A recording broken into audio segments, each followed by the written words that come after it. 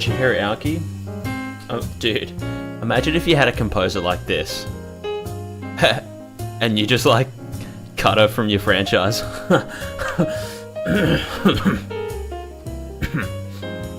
Anyway, do you guys want to see something cool with this background? I've not shown anyone. So, it's actually animated. If you look closely, you can see the Warriors of Light there. Move them. But also, look, it's 2 layers. See? To hide the waveform, and then you get rid of the background, it's just like that. How much of a beast am I to have come up with that? I'm like a professional gamer, I reckon. Know what I mean?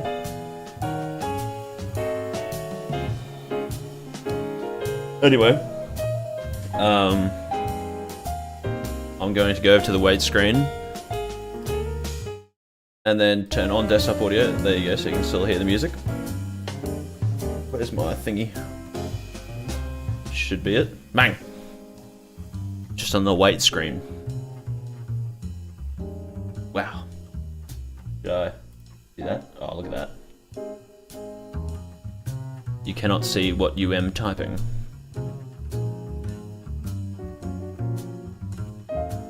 IQ well above 100 at the very least. I reckon my fucking IQ's in like the double digits. Doing something like that was crazy. No, wait. Triple digits.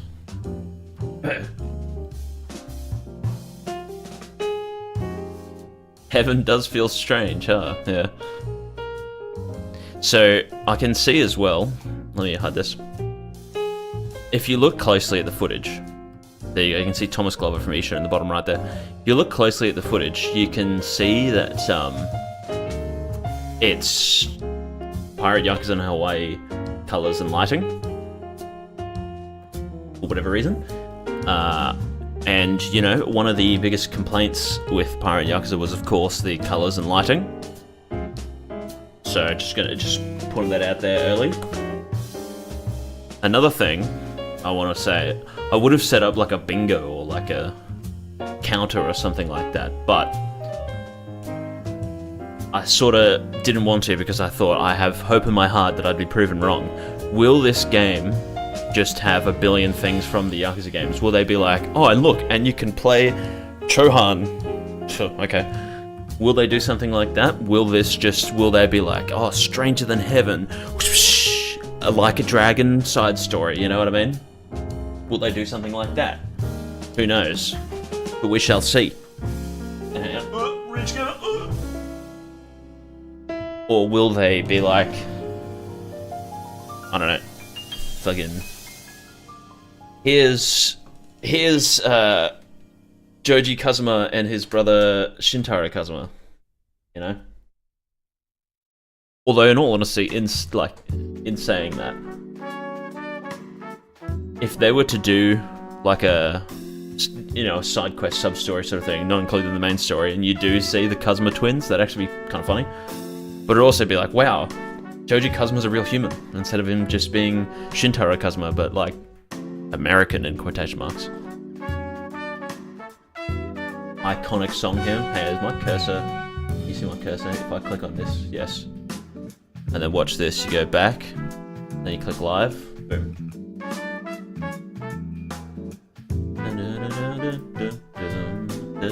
Also have my controller and I'm turning it off. Please don't like open a window. Xbox controller, I know you like to do that whenever I turn you off. Alright.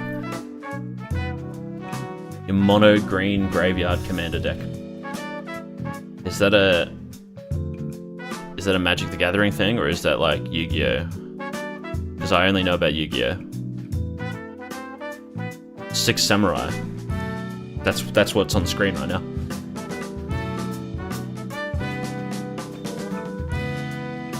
Yeah, there you go, Tybell, it's that. Yeah, well, like, we can hope it's different. It's not that they've never done anything different as well. Because obviously they're most known for the Yakuza series, but of course they've also done Super Monkey Ball. And then F-Zero, which is F-Zero GX, which is kind of like Super Monkey Ball.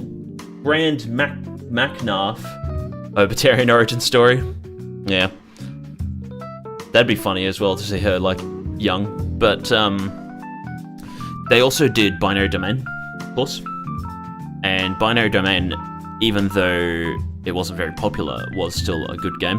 But that was a long time ago, back when Sega actually made video games and not, you know, video games in quotation marks, aka Kiwami 3, where you literally just do the same thing for like 10 hours. And that's it, that's the gameplay. Eventually you press down on the D-pad. More Monkey Ball references than Sonic. Well, I mean, they've got all the Monkey Ball plushies and all that sort of stuff, because it's their own, it's their baby, you know? Mac origin story. Yeah, then I also have to hope that they don't do something like that, their typical, like, overarching minigame. I've also turned off the channel, I forgot to turn it back on. Do some sort of overarching minigame where it's got, like, oh, the captains, and you go around recruiting people, which, actually, I say that, from some of the stuff in the trailer, like in the top left right now, the clan wars sort of thing that's looking there, I hope it's a bit like Assassin's Creed Brotherhood, how it did it, where it was just, like, something attached to the main story, where, it benefits you in combat and that sort of stuff, instead of it being like its own separate thing, which technically Pirate Yakuza also did that, because you had to use the boat in the main game. And then of course you get pirate points for doing certain things. And you could use them to unlock stuff. But it does seem like it's going to be a typical bullshit where you just walk up to an NPC and there's just a text box and he just says, hey, you're pretty cool, let me join your gang. And then you hit yes, and then it shows like a splash screen. It's like, wow, he's super rare rank. And he's got 100 attack. Fucking who cares? That's what I have to hope that they don't do. Which, another thing as well, with this game, obviously I don't know when it's going to release, but when it does release, I'm really hoping to, I'm just going to say this bluntly, not be fucking touching this fucking dog shit series anymore. You know? So, I'm not going to play this, I'm going to be honest. Unless I get it for free. But I won't. I know that I won't. Because I just don't care. But who knows? Maybe this will convince me. Maybe I'll be like, oh wow, it looks peak, but I know these developers too well. It's like that friend that says they're going to quit drinking, and then you're like, okay, yeah, I'll see you Friday, bro. You know what I mean? And then, oh yeah, Highway with the ending thing. You listen to Snowy VODs while volunteering at the animal shelter? Is that real? Oh, hang on. Get out here, music player. Stop playing, Spotify. Unmute. Boom, perfect timing for Highway to stop. Okay, hopefully the volume's good as well. Hopefully you guys can hear it. But here we go. That's a lot of ratings. R18 in Australia, of course. Yeah.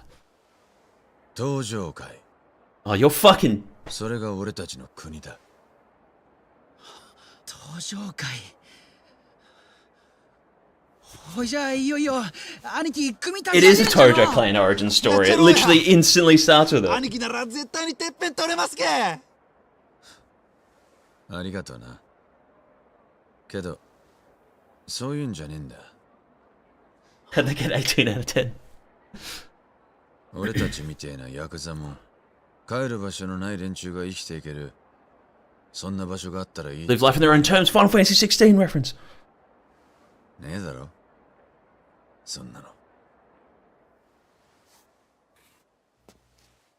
だから作るんだよ。We're building heaven ourselves, and this will be stranger than it. Whoa, new logo.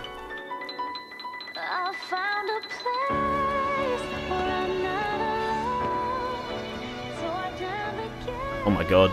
That right there? That's the Japan you've been dreaming about. It's Snoop Dogg. This is Japan.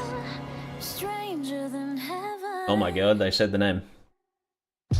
Was that person on the right an actor as well? I know the person on the left is... that's the protagonist. I see that, he's American.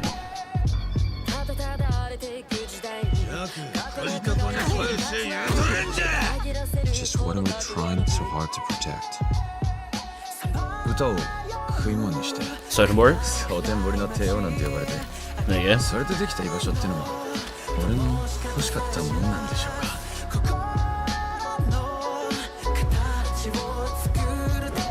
That looked like Shinada. What's your story? Just a poem for the Yakuza. Some things never change. 親分よろしくお願いいたします Is that, I'm assuming Obsessing Tojo over Clan. one man's death. That's no way to live a life. I know, but I can't just live it alone. If I don't settle this, my life can't ever begin. I don't know what's happening. 殺す You Now you know Shirota. you're not scared. Dean. Snoop Dogg. Oh, it's just straight up Snoop Dogg. I thought they were gonna do like character names, but I realized it must have been fucking actor names. Oh, Akio, yeah.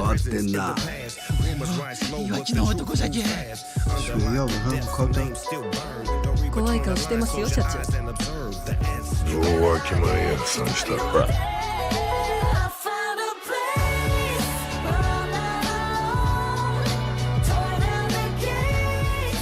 You know, we could always just make our home, our own country. He's wearing Shinada's The outfit. only choice we got. Our only way forward is to make a place for ourselves. That settles it, Makoto. If this country won't accept us, we'll carve out our own right from underneath it. I really hope that they do a mixed dub like they should have with Infinite Wealth. I was right though, you're gonna be recruiting people for the Tojo clan. That's what it's gonna be. Shinada.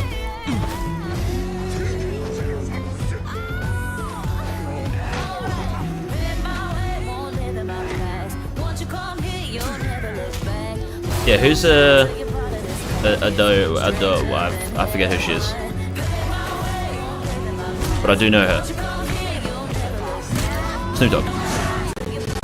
Oh. I don't know if that lagging just then for a sec.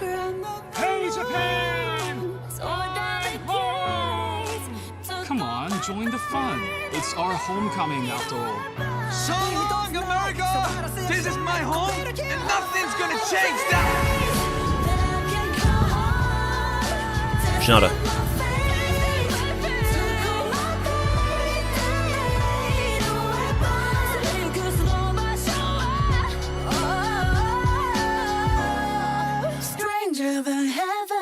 Nice. Yes, that's it. I knew it was the Lost Judgment singer. And now here's live footage, and it's going to be Hiroyuki Sakamoto and Yokoyama, and they'll be like, oh, look, we're strangers. We're in heaven. Also, not at all surprised the music's good, because this game's soundtrack was, of course, directed by Mitsuo Fukuyama.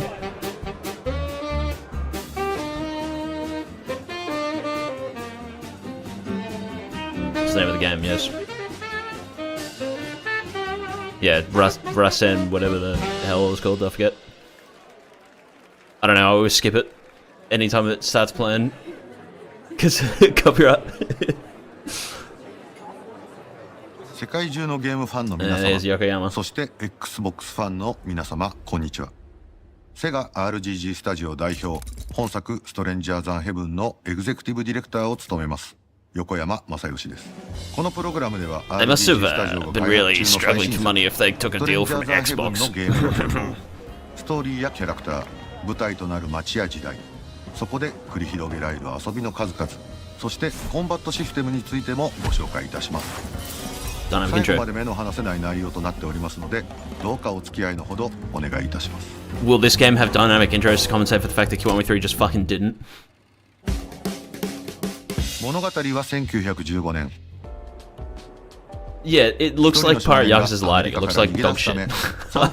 I'm sorry to the people that are hyped for this. It just, like, I know it's the vibe and whatever, but it's just 少 fucking 年の名前 ugly. は大東誠。当時としては珍しいアメリカ人の父と日本人の母親の間に生まれた混血の少年でした。貿易商を営む父の影響で世界各地を転々 Is とする Makoto's 中 dad Snoop Dogg? 最後 Oh, に never mind. 父の母国でもあるアメリカへと移り住んだ大東一家。しかしその直後 Is that dragon 父 engine 親が face? 急逝してしまいます。英語もそれほど達者ではない。そして当時としては目立つアジア系の外見を持つ母と子。父という後ろ盾を失った後、言われなき迫害を受けるようになってしまいます。その後精神的疲労から体調を崩していた母親も亡くなり、天涯孤独の身となってしまった誠はある決意をします。母親の故郷でもあり、自身と見た目も近しい人間がたくさんいるはずの日本に渡ろうと。持つものも持たず身一つで船へと乗り込んだ誠ですが、 Yeah. 彼が乗った船は裏の世界では名の通った超大物が乗 Like る a 船 Dragon な did の have です。 some special Xbox privilege. 密輸商人オルフェウス、彼 Orpheus との運命的ともいえる出会い from が Persona. 誠の生涯を大きく動かすことになります。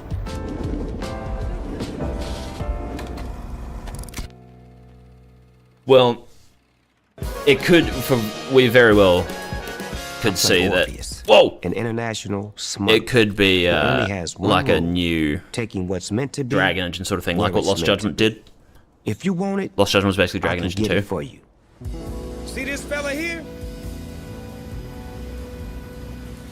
It's his job to keep troublemakers like you out. Thank God as well, he's actually voiced by Snoop Dogg. Thanks to you, we had to remind you. Feel me? And I play a character connected to Makoto, you, and Orpheus. But I can't get into too many Pardon details, my, so let me tell you about Orpheus. Ignorance See, as well. Orpheus, I don't know he who a this guy is. Is he one-stop shop famous? for any and all contraband that his underworld connects may require. I'm talking weapons. All the budget from Q3 went to this? Gold, Yes. silver, green, white, a little bit of this, a little bit of that. Think as because well they about say how this has had like always 2 The deliver. Game Awards trailers, The name which cost like Orpheus, $50 trillion That's just each. a nickname, nothing more. He's a dangerous globetrotter, and that's all anyone knows about him for sure. Yeah. Makoto and you, those little punks were just the same. Brand in the McNuff, yeah, he was Until so the upset moment they about spat out Buzz those Lightyear last having like words, a gay couple when or their whatever. asses were going to be left for good in the middle of the Pacific. And then this game basically just opens Wanna with, tell me why you're here? hey, race isn't bad. I want to go to Japan. We got nowhere left in this world. That's why we heading to Japan.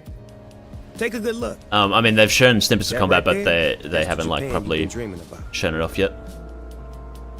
See, Orpheus realizes in that moment that maybe what he's destined to deliver are the Not a lives time of travel these like some two people boys. thought, yeah. Getting there is one thing, but how will these kids survive His in this Snoop's place? glasses aren't going Stranger over than his heaven. ears because his Maybe do-rag covers his ears, Even but then that like they're like cold-blooded above Dillon where his felt ears would be. curiosity. So Taking his advantage of sunglasses the are fact angled that he down. speaks Japanese, Orpheus brings Makoto on as his sidekick, his wingman.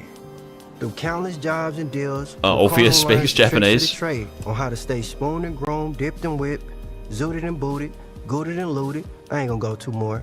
But the harsh edge of the business and how adults blow off What steam. the fuck are you they know what I making mean? this guy So say? that's when Orpheus discovered the kid has a talent that nobody's seen coming. That's singing. His skills still had a long way to go, but that passion in him, nobody could ever match that. Music is the great equalizer. It transcends barriers, captivates and unites people. Makoto was always Rhythm an minigame. outsider wherever he went. Calling it. And finally, he found a place he could call home. Yeah, but he where does hold the gun belonged, like a where gangster. he's treated equal. A legendary smuggler shrouded in mystery and a boy with nowhere to go.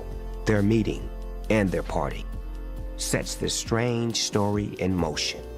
But this is only the prologue to a much bigger story. Bro has no One ears. that begins within their meeting in 1915 and unravels through 50 years. I of also Makoto's wonder if relentless, this will unforgiving show fight to survive. Things anything with era the World wouldn't Wars. allow. Things society wouldn't forgive. A sweeping saga of men drawn together across time. I say by the zooted and strange booted. twists of fate. It's the story of men who fought, clawed, and struggled to carve out a place for themselves. They know the in a Xbox audience, by the way, by Japan making Snoop undergoing Dogg talk this violent much. change. So keep your eyes on the characters we bring to life, on the choices they make, and the paths they walk. Japan's pretty slick, ain't it? Welcome to Japan, fellas. 居場所のない少年と Talking 居場所を like 持 he's たな from い男 2015, の not 出会い。 1915. それは少年大東誠にとってこの日本という場所でどうやって生きていくのかを決めるきっかけとなるのです。そしてもう一人この男との出会いが Strange. 誠の人生の行く末を大きく決めることとなります。それが生涯の友でありライバルでもある少し年上の青年新庄優です。 Keep it showing real footage. See, this is a great thing, by the way, of English dubs, is that I didn't have to look at the screen when Snoop was talking, but when Yokoyama was, I have to stare at the A man of subtitles. mixed Western and Japanese heritage. Yu has grown up in a world Why do I know that you? doesn't Like, I quite know swear where to I've seen place this him, guy before, but I not don't unlike know. Makoto. Am I wrong? Yu first meets Makoto on Orpheus's ship, where they're nearly thrown overboard. And from that moment on, their lives are intertwined. Makoto is impulsive and brash. This Yu, game in like on the 5 other in New hand, York. is a realist, As in Def Jam? sharper, and more calculating You mean than Kuroyo? most. Always thinking several steps ahead.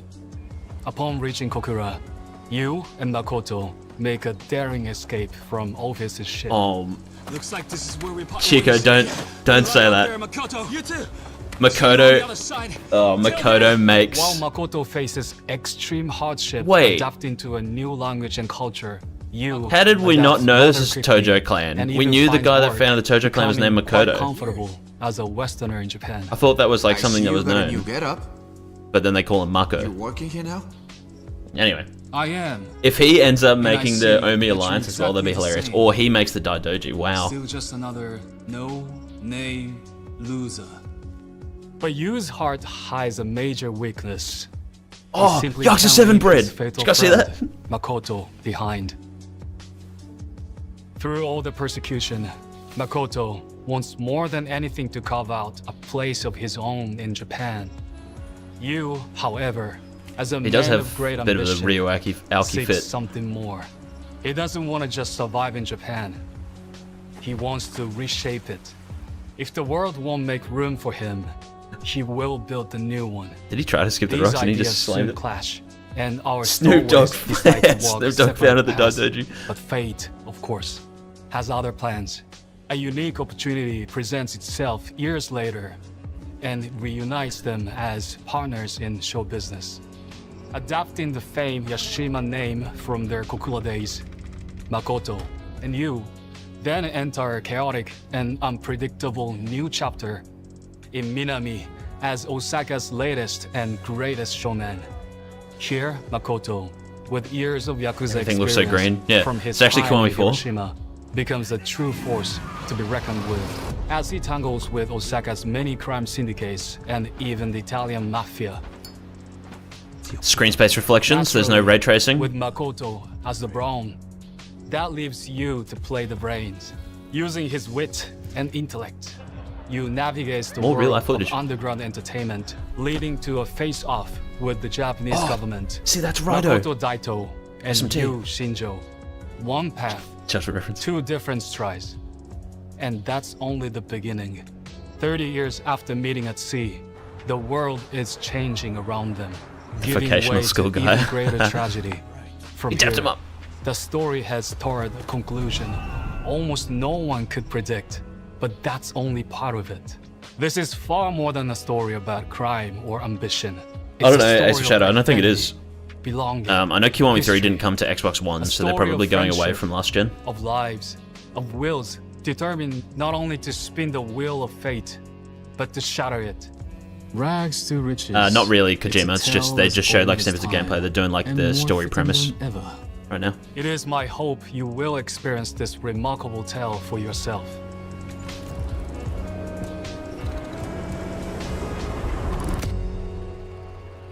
The cities. Ooh.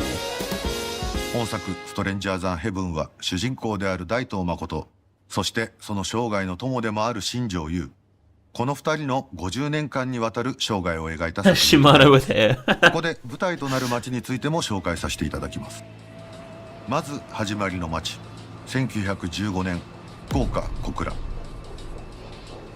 オルフェウスの密輸船の目的地でもある日本 isn't 西部の一大工業地帯でもあったこの町が One of ストレンジャー the ザンヘブ Yakuza ン maps 最初 there, の舞 right? 台となります。 Or am I stupid? まだ日本に近代的 Oh な my god, 文化が UI! 存在 Holy しない shit, 中 UI! 職を求め全国から集まった労働者たちによって賑わう活気ある街並みが特 Press 徴です。 left on the D-pad, you have a 飲 drink. む、打つ、買う、すべての遊びが詰まっています。 Yeah, Fukuoka's, is it fucking Sajima City?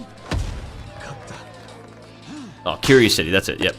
There you go. 次の舞台は1929年の広島。 Hiroshima, yep, that's Yakuza 6, sort of. 造船を中心とした重工業の町であると同時に、 Onamichi 様 is 々な国 in の社交場 Hiroshima. として Hey, he's got も blonde 機能 hair. し異色の街並みが特徴です。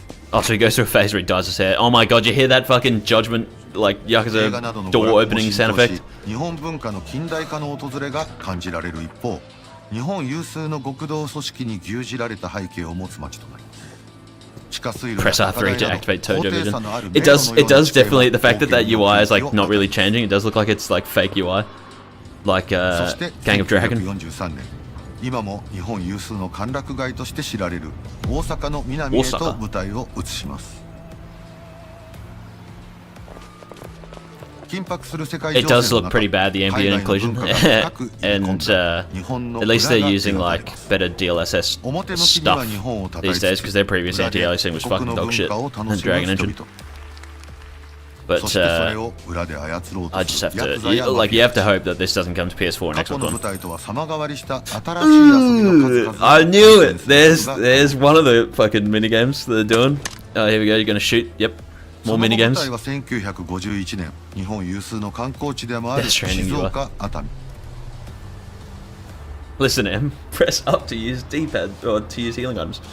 そして1965年の東京新宿神室町へと物語の進行に伴って移っていくことになるのですが、そこには I wonder as well what the size of these maps will be, because 機会に遊びの要素などをお伝えできればと思います。 one of the good things about the Yakuza games is that they haven't had massive maps. But at the same time, if they do have like bigger maps, it would be interesting. After Orpheus recognizes his talent for music, Makoto discovers that he has Director? a keen ability to find the music in everyday life and can memorize sounds as ideas for future compositions. Wasn't this guy in like can take note of many different sounds the from English across town, streams that they did on whether Real that's Star the TV? hustle and bustle of the streets, Nice. Broom a sweeping. call from a wild animal, Dude, that's like some or even like the Final sound of Fantasy his 15 enemies mid-combat. fucking UI. New ideas can come from just about anywhere. These sounds will also vary depending on the era, location, and time of the day. At night, Yeah, no wonder Makoto, Mitsuru Fukuyama's listening the on a music neighbor's director. snore. They're like, oh yeah, look, music's a big part of this. It's probably also hungry crows flocking to freshly scattered crumbs. my theory of Hideno Shoji and Or distant and howls Shirayuki being on echoing this, from and then afar. they're taken away from the The Yakuza list series. goes on. I hope is right. Who knows? By collaborating with various composers he will encounter, Makoto like that can GameCube combine game, and Resident arrange Evil 4. these sounds he has gathered. Oh my to god, it's help Final Fantasy create VII Rebirth. original compositions. At first, Makoto gives singing a try for himself. You know, them doing the music stuff also makes sense with Snoop Dogg. Yeah, I guess I do. Then you might Yeah, that's a try good question, making some money. Desperado. What? Could easily be However, like a, he later finds his you know, true calling you go to as a a bed show, and then you like, producing and managing gigs and performances. in quotation marks, time for other travel, and it artists. just walks you back to the Find a previous map. singer with talent. Oh, it's Snake! Do all you can to Tadachi. make him a star. They call that a showman. Dude, As a showman, like genuinely, it's Makoto so will good to decide see the that structure they're of each show. doing the mixed dub. Handle the promotion, and finally, stage the thing itself. Earning more and more money with Kashiwagi. each success. Another key element of being a showman is scouting those with a gift for music. Yeah, By this gathering info dude, from around town, Makoto I swear to can God, find was new one of their singers like and English musicians speakers to that they take would bring part in onto his those productions. streams. I don't know what he did though. I'm As the surprised to see story him as the director. progresses, Makoto will grow close to a wide I'm range gonna have of to go back individuals, and this game just ripped off possessing Gang of Dragon. unique and remarkable abilities. I have to go back and check. Still, among all this new talent in Makoto's life as a showman, the most impactful are undoubtedly the singers. Some who you may know already. No way, Fortnite Festival. Oh, that's the guy from Japan. たかしは主人公の大東と呉の極道組織で出会います。じゃ確かにまたいつでも貸してやるで。組織内では赤鬼の異名で恐れられていた大東のアシスタント的なポジションで、大東のことを慕う弟分のような役柄です。とある事情から広島最強とも言われるいわき組の一員となった大東の舎弟として常日頃行動を共にするようになるのですが、そんな高志の隠していた趣味が Yeah, this is the side mode of the whole game, but maybe it'll be like Pirate Yakuza, where it's like actually the main mode. 高志はそのことを必死に隠しているんですが、ある日大東にその趣味を知られてしまいます。なんじゃピアノ The hell? Bro. 誰が言うた？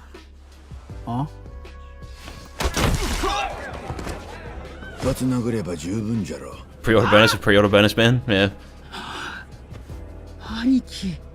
Yeah, don't talk shit, bro. 大東はこいつに歌わせて一儲けしてやろうと興行を思いついて、これをきっかけに大東の興行師としての活動が本格化していき、後の八島興行やそのまた後の登場会という組織にもつながってくる、ストーリー的にも大きなエピソードの一つとなります。大東の兄貴はどんな歌を作るのか、そしてユーザーの皆様はその歌をどう作り変えていくのか、そして僕はどうやってその歌を歌ってどうストーリーに関わっていくのか。今作には高志以外にも重要なシンガーたちが存在するのですが、この方の役柄も非常に重要となります。There's surely going to be a song where Snoop Dogg raps, right? Susie. Or You will meet Susie when Makoto and you travel to the seaside city of Atami in 1951. Is she someone I should know? 1951 is a moment of great change in Japan, a time when American influence has flooded in, creating new trends. I can't ever tell with RGG Studio. Is it someone who's like of East and West obscurely incredibly famous? That exudes you know? Optimism and am I stupid, or is it just Atami is one of Japan's most notable person? tourist destinations. My character Susie intends to sing on the largest stage in that city.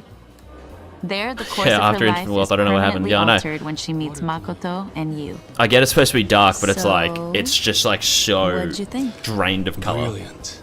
Stranger Than It's really Heaven weird. brings players inside Japan's show business world at this pivotal moment in the country's looking at the black and history. white footage, when they first showed off this game, it was black and white, and then the color faded. Imagine if there was like just like absurd color, and it was really cool looking in some of the cities. Working on this project and And then you go to like a bar, and then it's all absolute dark and whatever. honor, That'd be cool, and but unlike no. anything else I've done before.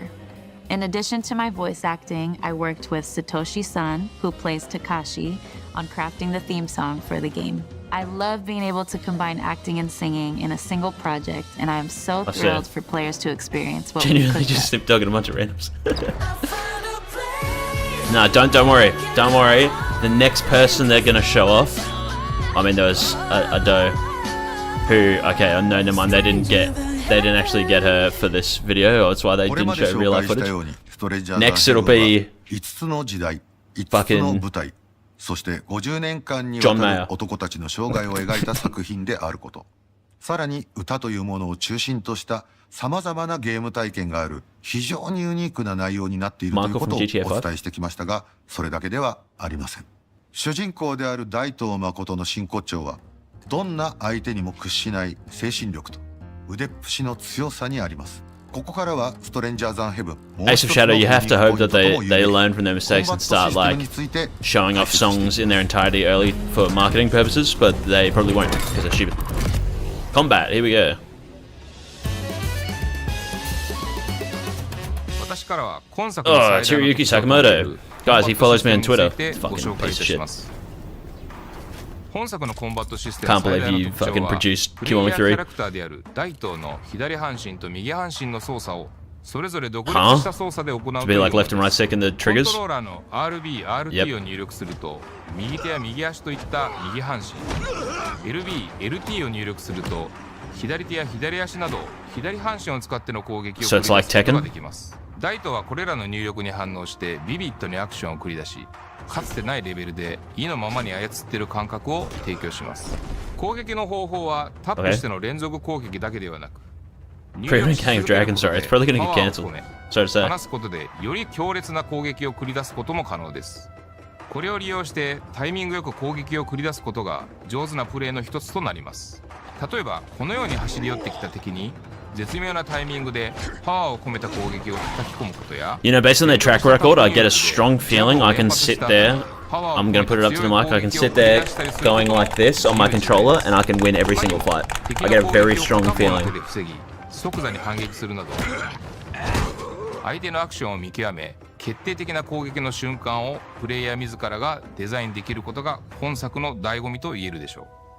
左右を操って激しい打撃戦を仕掛ける以外にも LT と RT を同時に引くことでタックルを繰り出して攻撃 Another one with random bullshit, exactly, bro. タックルの勢いのままマウントを取って攻撃といった状況でもリアルに左右の手を使ってアクションしているかのような感覚を味わうことができます。本作のもう一つのコンバットシステムの大きな特徴に武器の存在があります。 Please don't have equipable weapons or I'll fucking crash out. Please just be weapons to pick up off the ground. Oh no, you see that Y button down there? That better not be like a fucking inventory screen. If they cut out equipable weapons from the main series and then just chuck it in the spin-off, crash out. 大東がその人生を歩んでいく中でより強力な武器を手にすることもあるでしょう。古くからの技物や新たな製法で生まれた品など様々です。 You're kidding! You're kidding! Like, why wasn't this in Kiwami 3? They literally had a whole character around that mechanic in the original.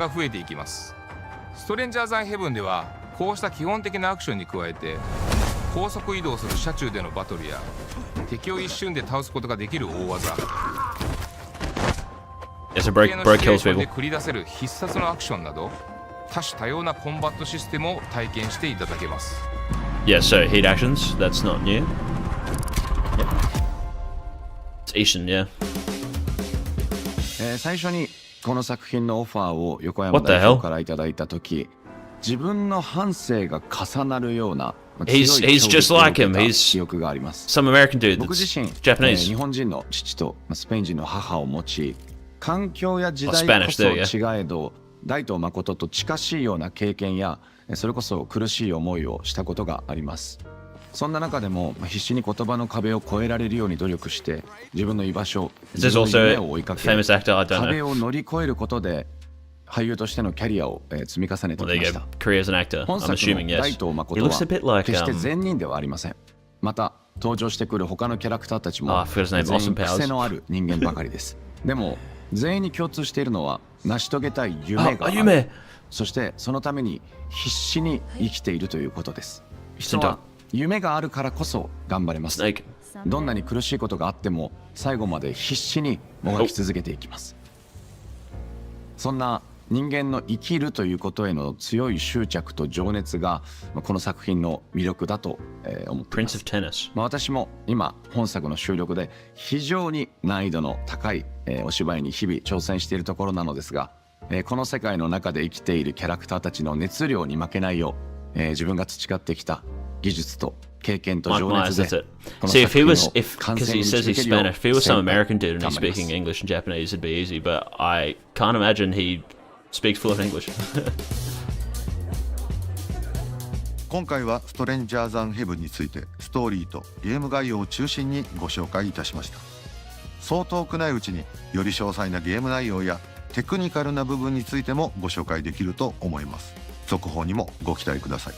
そして最後に重要な We have an important announcement. 本作ストレンジャーズ・アン・ヘブンはこの冬に発売となります。また Xbox ゲームパスで発売日からプレイしていただくことが可能です。現在 RGG スタジオでは完成に向けて総力を挙げて制作に取り組んでいます。That never works out, Yokoyama. You know this. 攻めたストーリーテリングとゲームシステム。あなたも天国よりも奇妙な世界で思いっきり暴れてみませんか。横山でした。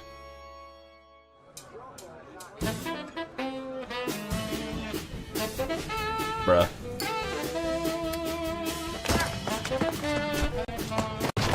Why is it lagging? What's going to happen in the drums?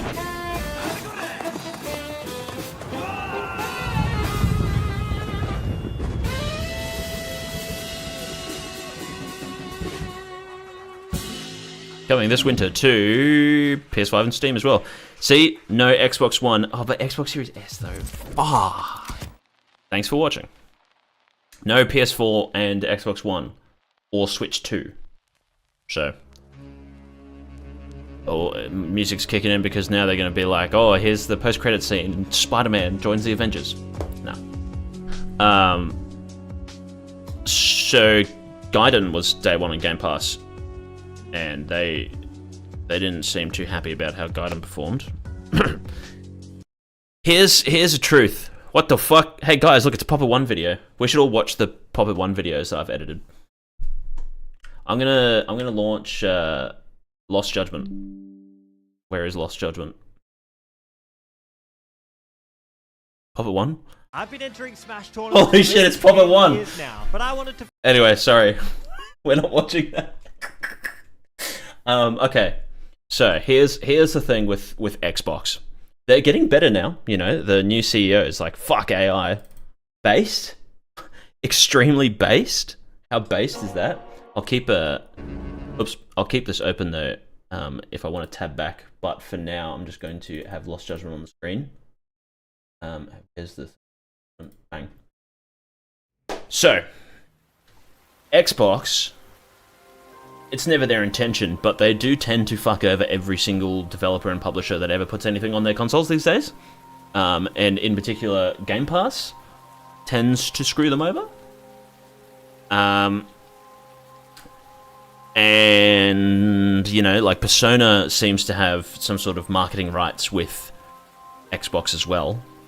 Hence why a lot of their trailers are shown first at Xbox events, or just a random trailer will be like, it will just have like an Xbox thing and be like, Xbox. And of course the Yakuza series has done that before as well. Yakuza Like a Dragon had like very special Xbox stuff.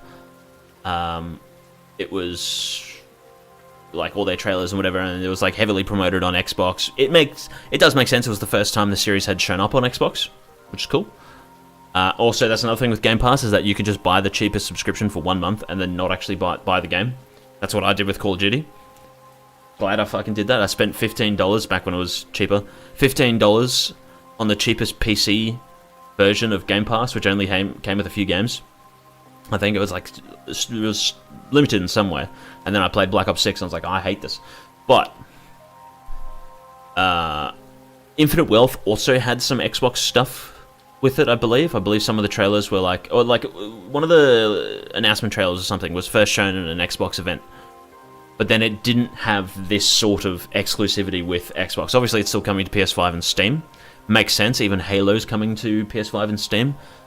So that's not like a expected restriction from Xbox or anything like that, but I don't know. It's never good. It's never a good sign, ever. Ever. Evil Phil Spencer retired. He did, yes, but I don't know. Look, let's just put it this way. Xbox 360, just, you know, one of the most iconic consoles of all time. In fact, one of the most popular consoles of all time. Had incredible exclusives. It was incredibly easy to develop for. It was much cheaper than the PS3. It, despite the fact that it was, you know, a Western console, which Japanese video game things always do much better. It was a Western one. Did as well as the PlayStation. And then the fucking Xbox One happened. Let's just look at it that way. Steam page is up. Bang. Yeah, they're also getting rid of COD on Xbox day one. Graphic settings to 16.9. And then, bang. There you go. It's stretched for me, but you guys can't see this. But, yeah, there's also the problem of the Xbox Series S. I know Xbox fanboys like to get mad at me, but an unfortunate reality of the Xbox Series S is that it is literally only slightly more powerful than a PS4, but it has an SSD, so people don't notice. Look at that. Wow. That's why Judgment's remastered version had a shitload of problems, because of them having to develop the Series S version, and then them not really giving a fuck to, like, make a separate version from Xbox to PlayStation. They just all did just one version. It was easier for them. Anyway, I was also doing a Lost Judgment playthrough last time I played, but I didn't save anywhere. So, okay, here's an auto save. Let's go from here. I was running around and then everything was stuck. Ace of Shadow, yeah, you stopped doing Game Pass because you just would buy every game you liked. Yeah, my brother has Xbox Game Pass. I think I've told this before. He's the sort of guy who just exclusively plays like Call of Duty and FIFA and that sort of shit. Although he doesn't even really play FIFA anymore. It's mostly just he has Game Pass for Flight Simulator, Call of Duty, which he doesn't play anymore because I stopped playing with him, and that was the only reason why he played. Lol. And I don't know if MLB The Show is on Game Pass, but he plays that a lot. I know it's a PlayStation game, so it's probably not. As in like a PlayStation Studios game. I'm gonna run to where we need to go. Can we look at the cat? Too late. Yes, he is very much a ball and gun gamer. And like Judgment, for example, I suggested to him a long time ago that he should play Judgment. I even got it. I went to, when I was visiting his place, I went to his local JB Hi-Fi, which was like tiny. It was a really weird one. It was like tiny in the wall kind of thing. And I found Judgment was on sale, physically. I don't remember how much it was, but it was like the Series X version, because obviously it never came to Xbox One. And I thought, oh, I'll get it. And then it turns out it was cheaper digitally, so I got it digitally. And I don't know how much it cost then, but I got it for him to play it. And I even went, you know what, I'll make your life easier, because I had played Lost Judgment at this point, which is fucking leaps and bounds better than Judgment. I tried to speedrun the game for him, and I did manage to do it within like the last few days that I was visiting him. I just grinded out his Xbox while he wasn't home. And I beat the game, and I was like, alright, here you go, you can do New Game Plus. And all I got for him was like the combo speed upgrades, because otherwise it's just painful. And I said, play through this game, and your wife, my sister-in-law, make her watch the cutscenes. It's an incredible story. She'll really enjoy it, and that way you can play a game and sort of have like a bonding moment with her, because she doesn't like when you play video games because you only play trash, brother. He never did it, which was unfortunate. He never got around to it, and then eventually when I got an Xbox, I changed it so my primary Xbox is my one here, so he can't even play it anymore. Lol, because I bought it on my account. And then last year, I was seeing my brother and sister-in-law again, and she had a Kindle, like an Amazon Kindle thing. And I was like, oh, is that your Kindle? And she goes, yeah. And I'm like, oh, what sort of stuff do you read? And she's like, and this, I wanted to grab a controller that wasn't near me and throw it against the wall. She said, I really enjoy like crime detective novel thriller things. And I'm like, fuck! That's Judgment! And I told her, I tried to get him to play a game that has like an incredible story that you would have really liked. And she's like, oh well. I'm like, fuck! So unfortunate. Amazon are bricking their older Kindles now. Sure, you shouldn't know. Oh! Hard to imagine. That's you from Stranger Than Heaven. Anyway. Sawa-sensei was given this picture? Right. And it must have really sorry, I just had a sip of water. You wouldn't even stick around to have a chat. Great churn. So with Stranger Than Heaven, by the way, I was saying before, the lighting and colors are pretty ugly. You compare it to, and when it cuts back from this shit. Hurry up, Greg. It might even be that she's the one Greg. who hired the Yokohama Leomong to attack you at that restaurant. Hang on. If they're Go back to the Mikoshiba go back to the stuff that doesn't have this vignette. Can I? Oh, never mind. You look at this. This scene is a little darker because he's in like a dark room and it's at night.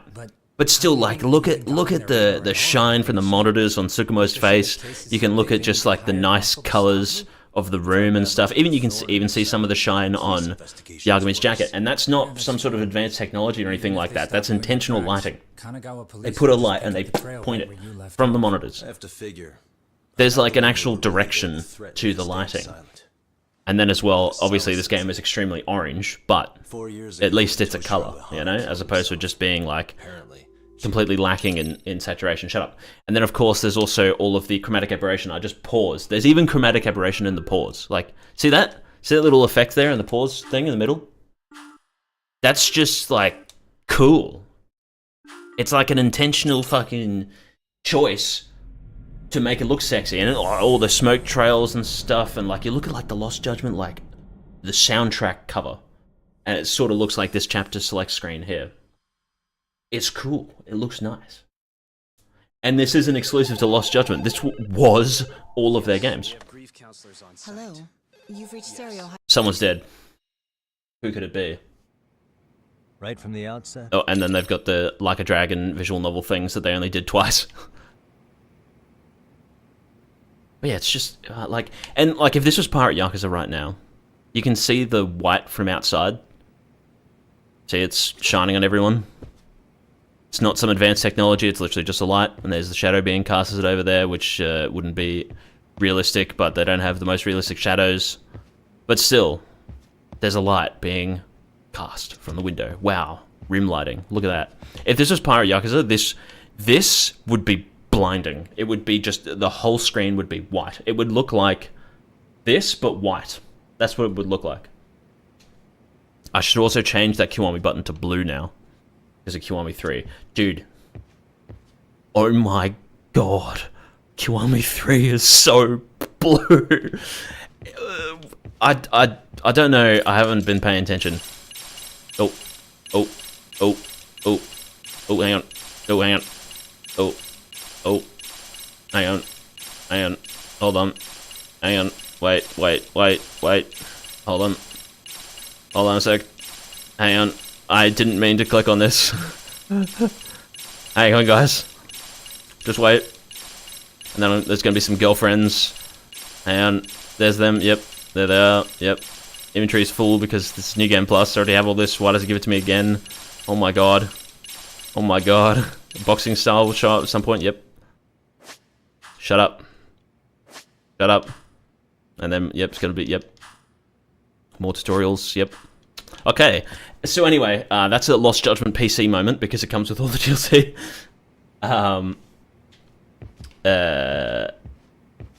Yeah, Kiwami 3 is insanely blue. I don't know if people have been like changing the meme of like green Kiwami 2 to blue Kiwami 3, but it's more blue than Kiwami 2 is green. It's ridiculous. Also, do I have boxing style like enabled? Box anywhere on. I feel like I already had the boxing style anyway. Yeah, whatever. She was 17, Yagmi. But yeah, another thing too is I was saying before about how like you can just mash buttons. All of the games, even though people don't like when I say this, all of the games can be mashed. Even Lost Judgment. Like I'm just, here we go, just charge finishes. Just gonna do this. Charge finisher again. Another charge finisher. Hang on, wait. I've got max health as well, so I've got the upgrade where even if they guard, they can't actually do anything about it. You can just mash buttons. The thing with Lost Judgment is that there's so many, like, obviously it's the same number of buttons, but if you get what I'm saying, there's so many buttons to mash. That's why it's fun. That's why it's more fun than all the other games. It's 4 fighting styles. They all play very differently from each other. There's 1,000 fucking heat actions. Like, literally, let's go over here to the help section. EX actions. Some of these have multiple within them.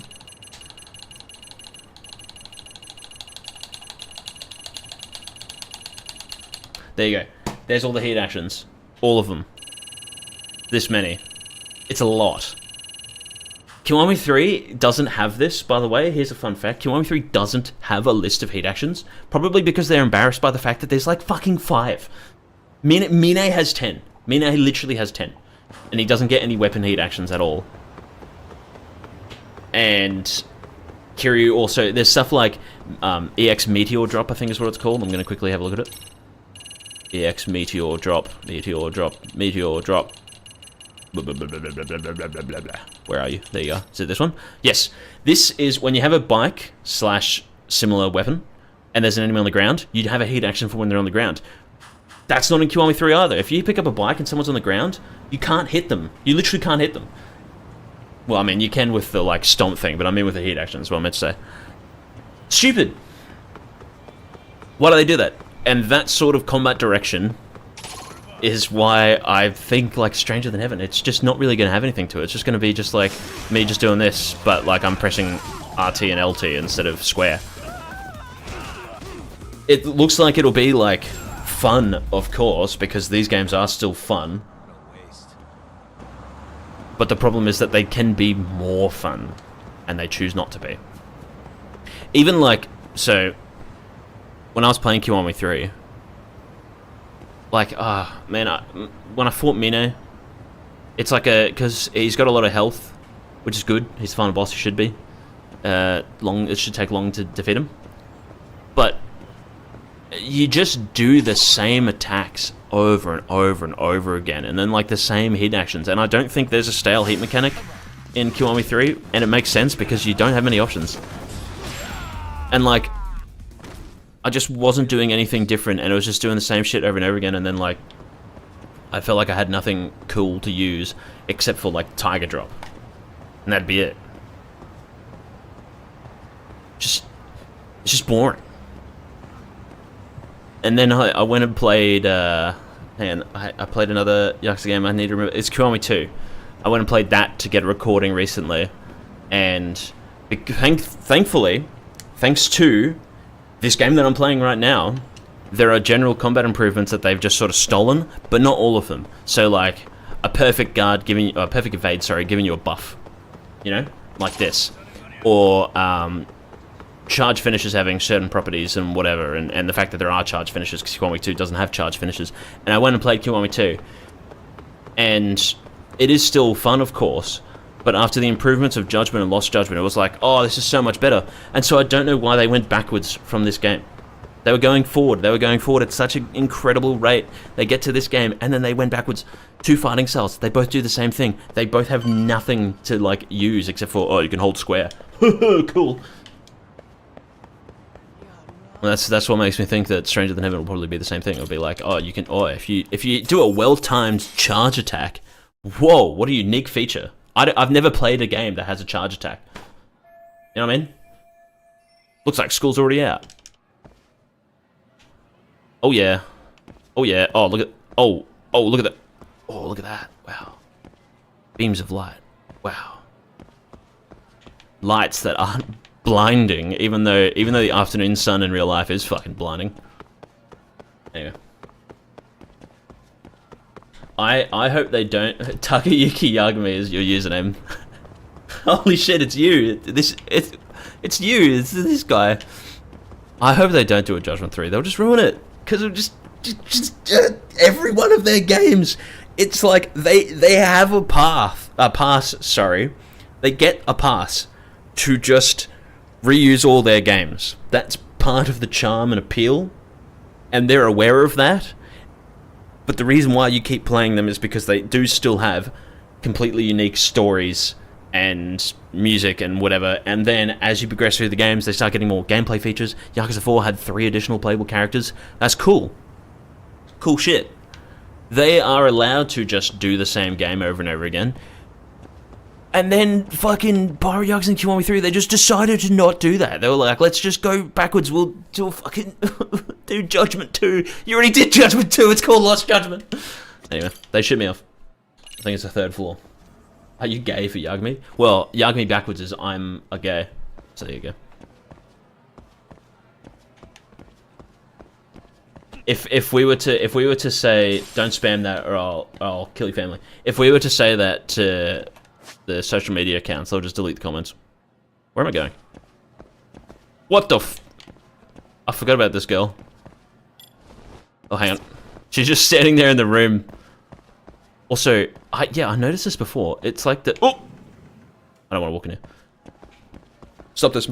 The people in the car, when you look at them in first person, they'll look at you, and then you pull out the camera and they look away, but then the people look at you when you pull out the camera, and then you go back to first person, they look away. How weird is that? Also, pay attention to the window above me. Look at the cube maps change. Wow, look at that. Oh yeah. Oh yeah. Oh yeah. 4 pixel cube maps. Oh yeah. Oh yeah. Oh yeah. Oh my god, I love the Dragon Engine. Anyway. Oh, Kaito. Kaito's dumpy. Yeah, we know you're gay, but what does Yagami spell backwards? You got me, Amber. Anyway.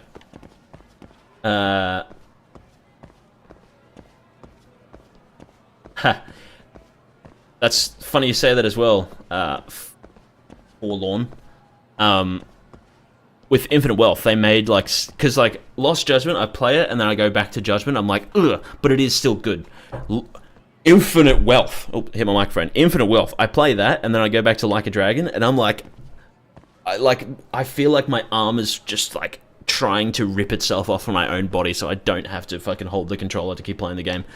Like a Dragon plays like such ass compared to Infinite Wealth, and it's not because the game is bad, it's just because Infinite Wealth is that much better with the gameplay.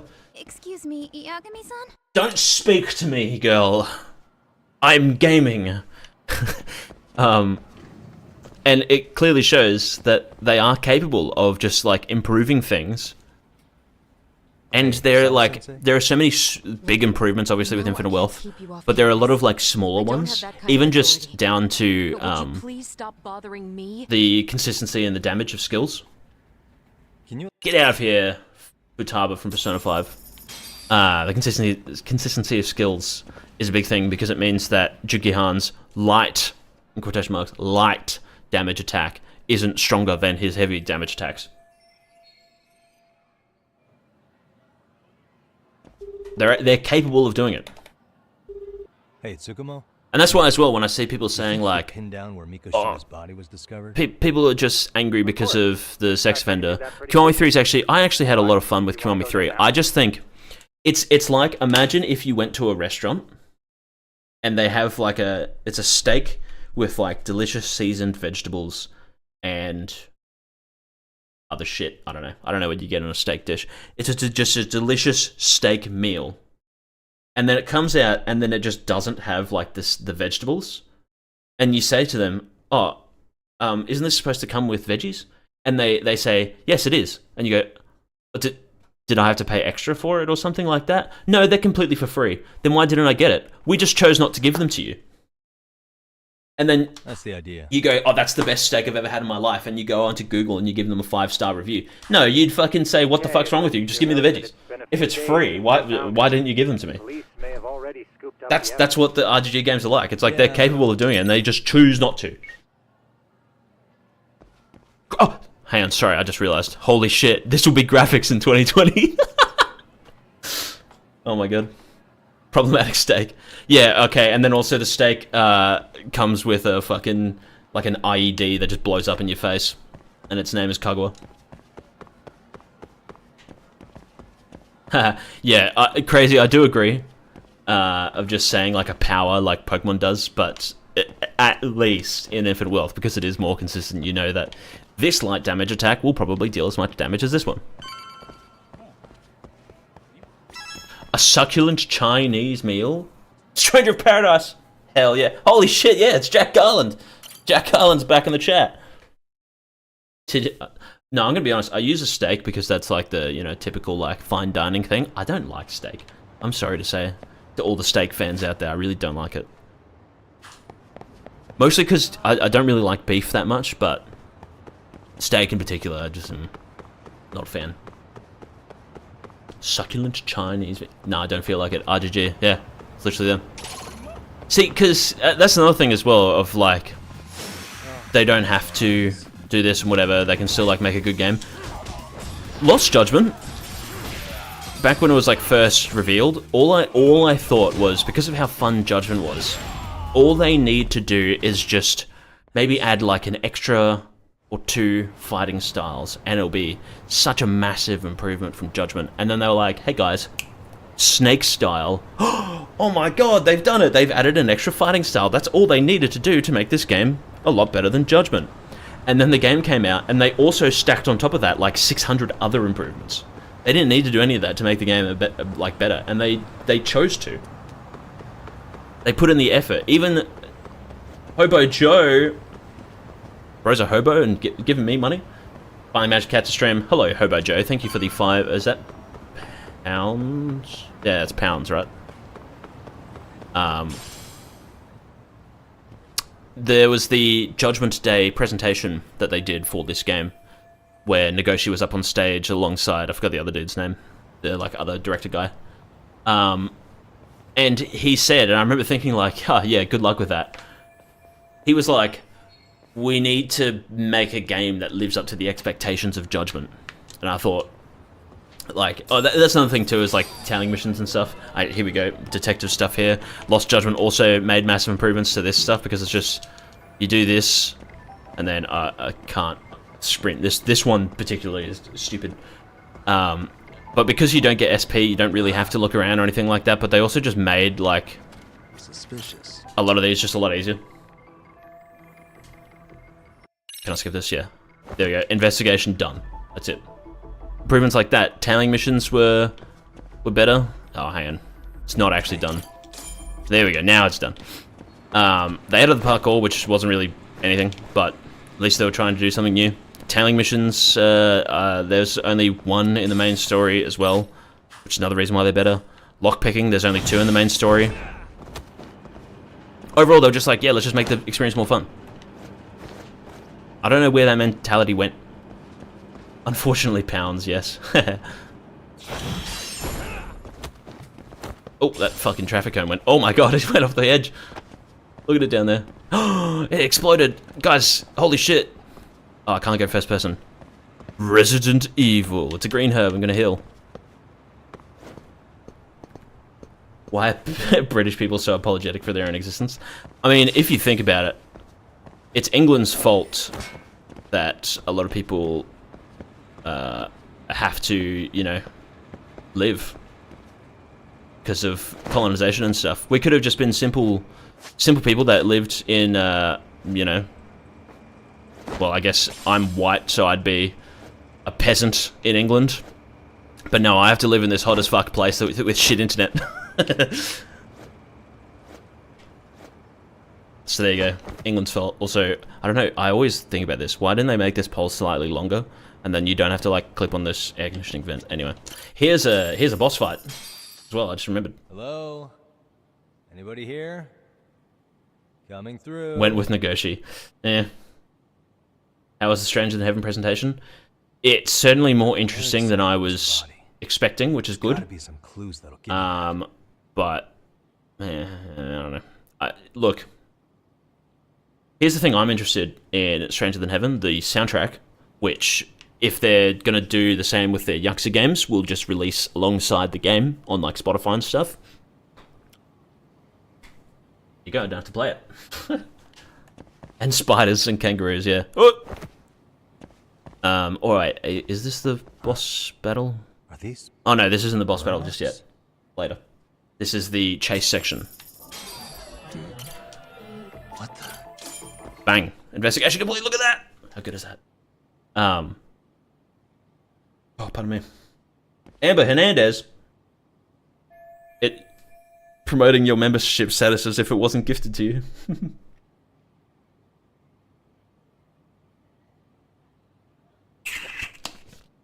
That is a good point, Amber. It does splice up the gameplay. I've always liked in the Judgment games, because obviously all the games will have like bracketed subtitles because it's like Kiryu talking to himself and stuff. But in the Judgment games, he does like to have inner monologues. Huh? That's also like a cool little detective detailed sort of thing. Makes it more interesting and different from just big strong man punches dudes in the face. Oh no, Yagami. I heard something. Who's there? The only problem is just that the tailing missions in Judgment were dog shit. And also thumb turn bypasses. They suck. Well... Get some backup over here. Shut your mouth. I'm skipping the cutscene. And then here we go. Let me show you the evidence. Bang. It's this one. So Tybell dead. Some freshly gathered info right here. Hope you like it. You think we're stupid? How is this gonna be of any help now?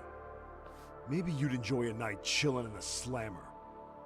Well, if that's how you feel, then let me show you something else. Something special. I love as well all of the failed evidence dialogue is always hilarious because it doesn't matter what you show, you can't fail anything. Or maybe there's like one in Judgment, maybe you could. I know you'd get like some of trophies were tied to it, but you can just show them like the most useless shit, and then he'll be like, I've got some freshly gathered info right here. There you Hope go. You like it? Maybe. Well. Anyway, and then you show them the actual evidence. Okay. How about this? Bang. He pulled out his phone from his pocket like 6 times. Shiba. Yeah, big man. I also, that's another thing I don't like. It's when characters have inner monologues and they say it out loud. I could tell you better with the cuffs off. My name's Greg Chad. I thought. Fine. Let him. Alright, you ready? Watch this. Chase scene. Oh, hang on, not yet. What you said raises some. Eventually. It's after. Oh, no. Here's typical RGG fucking filler dialogue. Inflated dialogue, as I call it. Come on, let me chase, oh, I forget his name. The actor's name. It's, oh shit, it's on the tip of my tongue. I don't know. I think. Tell Anyway. me. We're gonna chase him. Here we go. Okay, watch this. I'm gonna turn off my UI, and I'm gonna do this perfectly. Everyone's gonna be really impressed. See, look at this. Oh yeah. Instead of just turning around the corner, Yagami has to jump off the truck, because he's a twat. Oh yeah. Oh yeah, watch this. He's gonna throw something behind. Bang! Oh my god, it's almost as if I've played this game. Oh, running animations. Oh, dodge. Triangle. Achoo! Get ready, and then we got to jump across the chairs, but we've got to first pick up this. Should be a soccer ball here, maybe? Or maybe it's after this. Oh yeah. Oh yeah. Oh, there it is up there. I see it. Come on. Come on, Yagami. Oh. Bang! Get kicked, dickhead. I'll grab one of these. Oh, run at the wall. Oh, dodge. Which way did he go? Which way did he go? Oh, shit. Did it pick correctly? Okay, it did. Oh. What happened? I like the bike's just on the fucking floor. I love as well with these chase things just jumping over the dude standing in the middle of the street. Every time. Although this was in Kiwami 3 as well because they just reused this for the chase sections. Because obviously Yakuza 3 had them as well. But I'll never forget Like a Dragon using it once, and it's for the intro of the game. And this of course has In the Groove by Kitaro Hanada. And I did it again. I did this last time I streamed Lost Judgment. I just ran past the guy. Why does that happen? So weird. Suspicious man. You got Damascus. Imagine not having more than 20 months. Yeah, true. You got the... Hello, Silverhand. You got the Black Ice Shinada. Dude, the... Damn, hot shot. It's funny to me, but like, no one's gonna know what the fuck any of those symbols mean. It's weapon skins from COD and Siege. Anyway. Is it copium that the whole Tojo clan and Kamurocho was just a passing mention? Yeah, I was saying at the start of the stream, we'll predict that it'll be like a Dragon spin-off, and the thing fucking opens with the Tojo clan, and I'm like, oh my god. Because I was sort of thinking, when they showed off Kamurocho, I was like, oh, it could easily just be similar to what the Final Fantasy series does. They're not set in the same world and whatever, but they have recurring elements, and what they could do here is just be a bit cheeky and have like, you know, Kamurocho, because it's set in their universe, but it's not tied to the story of the Yakuza games whatsoever. And then it is. And it just is.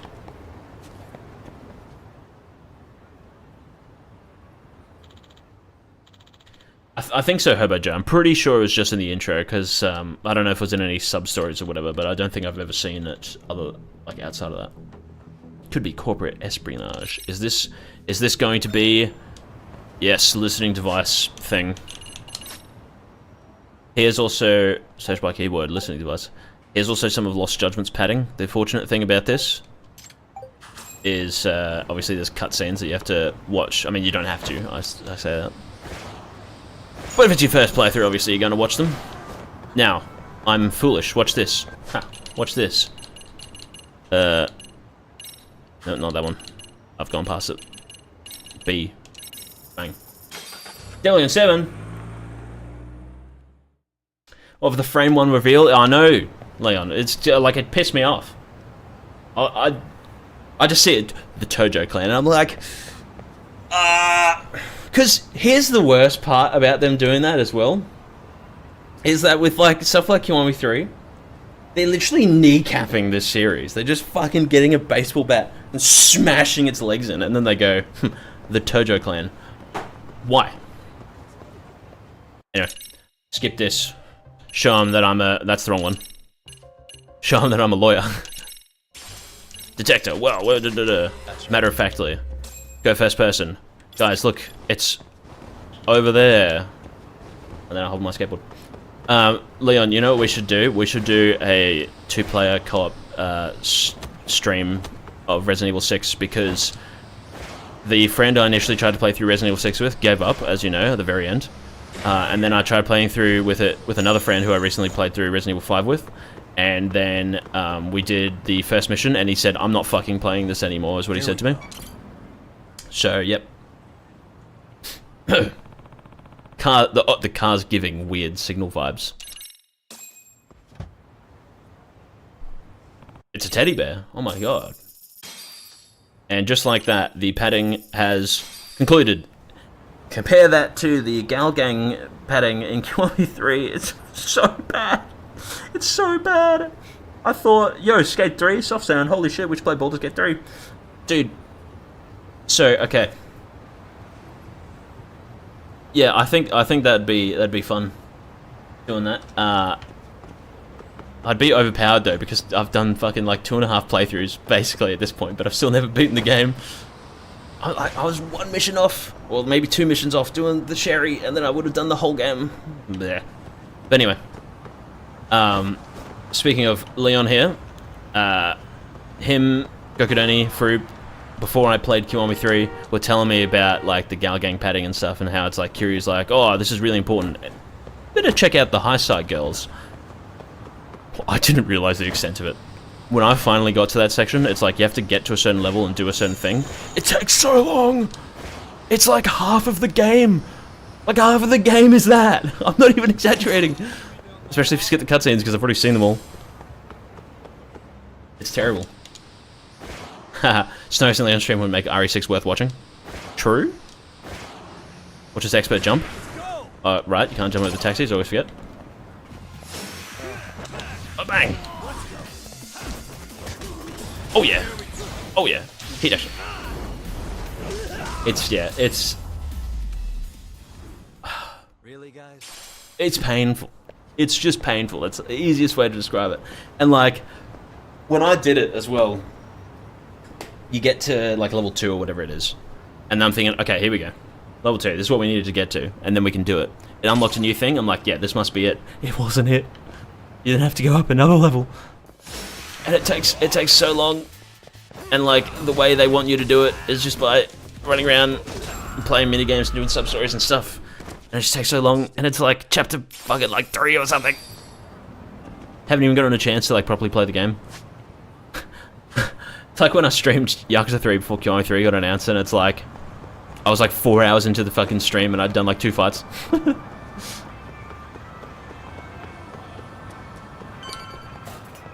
Oh yeah, Yakuza 0 music. Guys, this is Don Quixote in real life, this building. Fun fact. I've been here. Not inside the Don Quixote, but I've been to it. Yeah, RGG padding at its finest. It's stupid too, because Pirate Yakuza was criticized for Chapter 2 just being like a bunch of minigame tutorials. Are you okay, Yagami? What are you looking at? Oh, never mind, he's looking at something else now. What was he looking at? Yep. Yagami, what's wrong? Anyway. Pirate Yakuza was... all the critics and stuff were like, dude, Chapter 2 is arse. And then RGG Studios went, don't worry, we're not going to make it the entire chapter. However, we will make it longer than 3 chapters combined. Why? Why would they do that? I'm going to pick up this bike.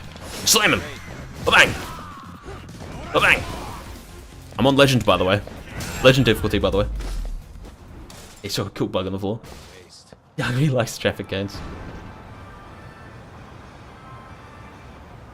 Yeah, so Cyberdash, Kiwami 3, Yakuza 0 Director's Cut. Pirate Yakuza, even though I did enjoy it, was like the signs of failure. I mean, like the Kiwami 1 Switch port being unnecessarily re-released as well is kind of stupid, but like Kiwami 2 Remastered was okay. But just their like shit 20th anniversary celebration as well. They didn't even like, why not even just release the Kiwami 2 soundtrack? Release, what's wrong with you? Release the soundtrack that's like one of the only Yakuza games Because there's obviously Fist of the North Star Lost Paradise as well, but it's like the only actual Yakuza game that doesn't have a full soundtrack. Why? But, yeah, other things worth complaining about instead, indeed, Thomas, but, I've been thinking about it a lot. I was thinking about it this morning before I started the stream, but it's just like, with Stranger Than Heaven, even if it looks really good, one of the problems that is 100% going to occur is that there will be, like, just massive flaws that are immediately obvious to everyone who plays it, to critics, to previewers, to content creators, to, I don't know, developers, QA testers, all these sorts of people. They will notice some sort of flaw. It won't be something like, when I press R2 the game crashes, you know? It won't be something like that. And if it is something like that, they'll fix it, of course. But it'll instead be something like, you know, punching with my right hand is the strongest move in the game. So the whole game is just me doing this. It's like Dead Souls. This is Dead Souls gameplay. If you can hear my controller right now, this is just Dead Souls gameplay. Especially if you're playing as Akiyama, who's got infinite ammo on his pistols, it's just this. That's it. It'll be something like that. And then they'll go, well, fuck you, we don't care. And they won't fix it. They won't like nerf the power of it and then increase the power of the other moves or anything like that. It'll just be something like that. And it's the same with like Kiwami 3. Like, you have 2 heat bars, which is just not fun, and then like no heat actions at all, even though they just reuse heat actions all the time. Kiwami 2 has like 10,000 heat actions because there's like 10 new ones and 9,990 of them are reused, you know? But it's a water, hold on. But they won't care. And when I played through Kiwami 3 as well, reluctantly, the only time I'd ever swapped to the Ryukyu style was to spin the, I don't know what it was. It's like a Kusarigama or something. I forget what it was called. You spin that thing around when there's like a group of enemies because all the enemies just walk into it and then they get hit. That was the only reason why I ever swapped to it, or to do like heat actions or something like that. Because besides that, the dragon style kills enemies just as effectively. So I had no reason to swap. And there should be something to give you an incentive to want to swap. Even if it was the extreme... Oops, sorry, bump my mic. Even if it was the extreme measure that Pirate Yakuza took, where quick time events force you back into Sea Dog, which is stupid. Fighting in Hawaii forces you into Mad Dog. Fighting in Madlantis forces you into Sea Dog. Even if it was something like that, at least the game is making me swap styles. Because there's only 2. There should be a reason to want to swap. Gaiden at least had one as well. If I had some heat and there was a group of enemies, swap to Agent, smoke a ciggy, chuck it in there, blow them up. Besides that, though, the Yakuza style could do things just as effectively. But then, of course, Gaiden was also a short game made 2 months before Infinite Wealth. Every flaw that it had wasn't excusable, but it was at least like, you know what, it's okay. It's a short game, Infinite Wealth's out soon, whatever. This is just like basically like a Judgment spin-off thing. You made it quickly. It's cool, it's fun. There's still cool moments in it. There's great soundtrack, there's great story. Fucking awesome boss fights like Nishitani and that sort of stuff. Still cool. And then because people went, you know what, we'll forgive you this time, they thought, hey, how about you forgive us a second and third time? And Pirate Yakuza and Kiwami 3 both did the same things. Oh my god, Machine Gun Kiss. I don't even realize this plays in here, hang on. You hear that? Too quiet. Yeah, and doing something like, I'm gonna buy cat food because I can. Doing something like having 4 fighting styles in every single game, of course, will increase budget and like development time and all that sort of stuff. Of course, unless they just reuse the 4 fighting styles, which why the fuck didn't Kiwami 3 have like Russian Beast? Infinite Wealth did it. The turn-based RPG did it, and the anyway. But it doesn't have to be new things every single time. It just has to be like not stripping content. Because, I mean, if we were to put it in this perspective of like my YouTube videos, for example, which I haven't made any recently, because I've been mostly fucking angry at RTG Studios, and then also because I've said on other streams and doing a lot of shit in real life, and it's been fucking... Oh, it's been painful. I think it's finally over though, but oh, it's been so difficult. Anyway, if I release a new video, and it just doesn't have music in it, You'd think, what's up with that? You'd be like, why is he putting in less effort than his other videos? That's a problem. You'd probably complain, but maybe you'd write a comment, or you'd hit a dislike and leave it. If it was like, you know, there's no music in the intro or something like that, you'd think, oh, it's obviously for a reason, you know? But if it's the whole video has no music, it'd be boring. You'd just hear me go the whole video. It'd suck. It's the same with this. If you just start taking away things that I already had, that you could have easily just done again, in favor of things that I don't like, you know? Taking away some fighting styles, taking away a bunch of sub-stories, taking away revelations, taking away characters and gameplay mechanics like equipping weapons, all this sort of stuff. Making it so I only have 2 fighting styles, one of which is like a sort of half-assed combination of old and new. Because it's pretty much just the old dragon style. And then a fucking new style that's like barely fits the character at all. Why would Kiryu be fighting like that? And then also it's just sort of weird that it's an unarmed style, and then also a style where he pulls a shit ton of weapons out of his ass, but you can't equip weapons. You do all that, and then you have to think, what's up with that? You know what I mean? People should be complaining. Yeah, that person is just like moonwalking in place. Are they still doing it? Oh no, oh my god, I've walked into something I shouldn't have fucking seen. Hey, wait, if I pull out the camera, they'll look at me. See? Bro's like, no, don't tell my wife. This isn't my wife. This is some random woman. Oh, he did the pose there. But yeah, like, hey, wait, what? Oh, you're not talking to me. What's the best song from Kiwami 2? Hang on, wait, I'm catching up. First final long battle theme. It is pretty good. The one by Chiriaki though, the like second/third one. That's my favorite. Anyway, yeah, like, playing Kiwami 3 as well, where you are just doing the same thing over and over and over again and whatever. The worst part about me doing that isn't that it's just me being like obtuse or being stupid and not engaging with the game or anything like that. It's literally the most optimal way to play the game. It's just to sit there being like, doing what I've just done there, basically, but obviously this is like early chapters and it's New Game Plus, max fucking attack, all this sort of shit. But it's like, that's just how you play Kiwami 3. And there's not really anything else to do. Yeah, I don't know as well, Gundam, because I was talking before about, I don't know, Japan being like my dad, and my dad's an autistic boomer. And I've noticed a lot of the time, there were definitely still some Japanese people complaining.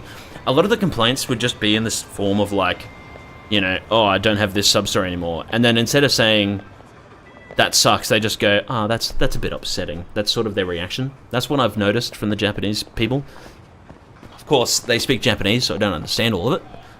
But for the most part, they just sort of go, they're like, more comparisons to COD, because this fucking franchise is just Call of Duty now, where it used to be really good, and then it shat the bed. But, stop speaking to me, you're scaring me, woman. I said woman in a very negative tone there, I apologize.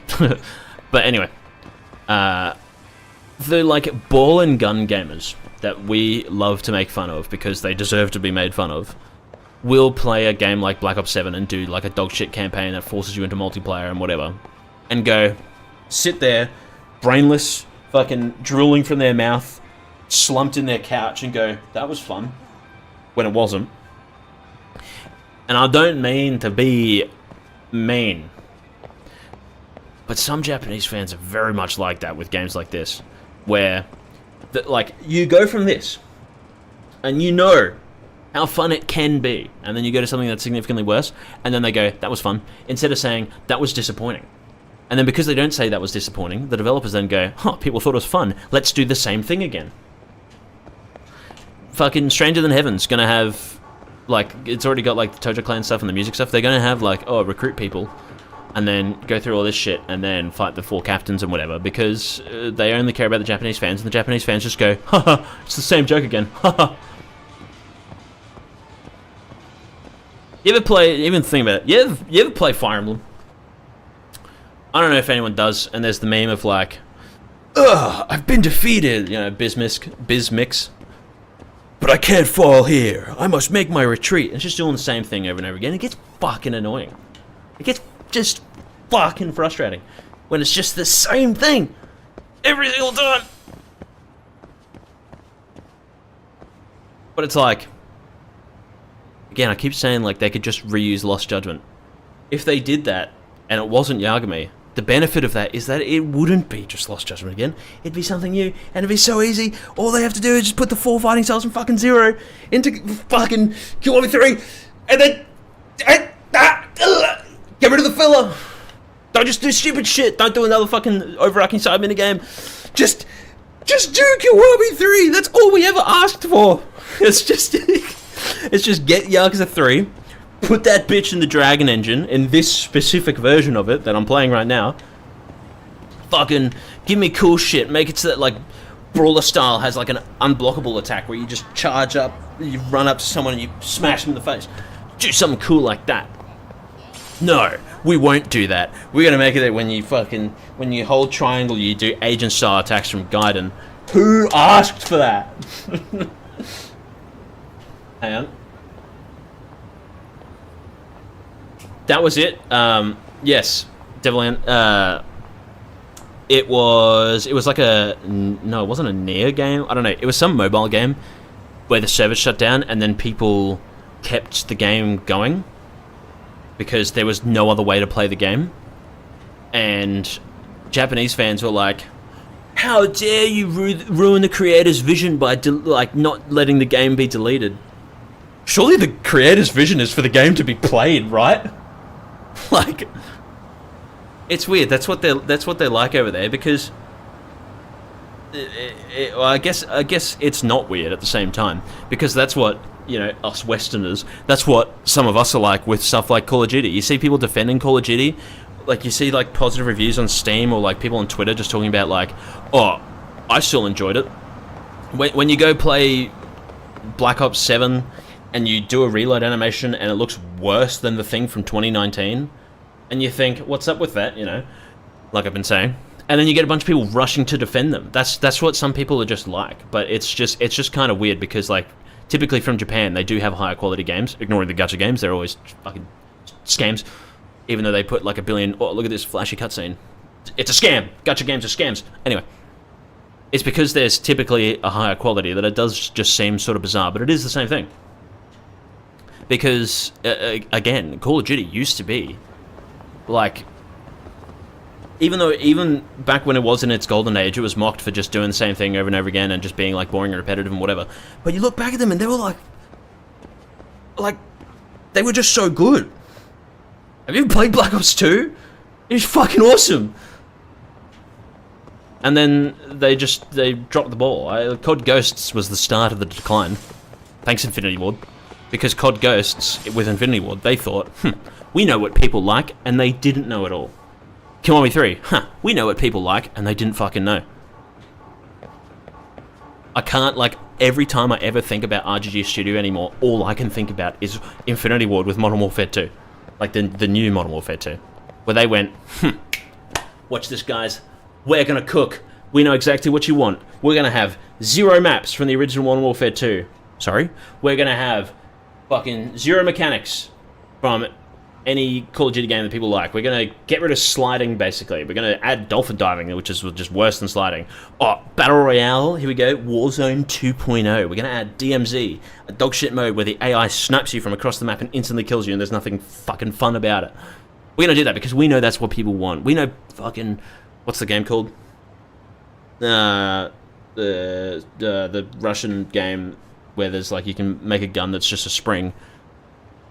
Escape from Tarkov. We know people like Escape from Tarkov. We're going to do our own Escape from Tarkov. We know people like Fortnite. We're going to add fucking Groot from the Guardians of the Galaxy into the game because we know that's what people want.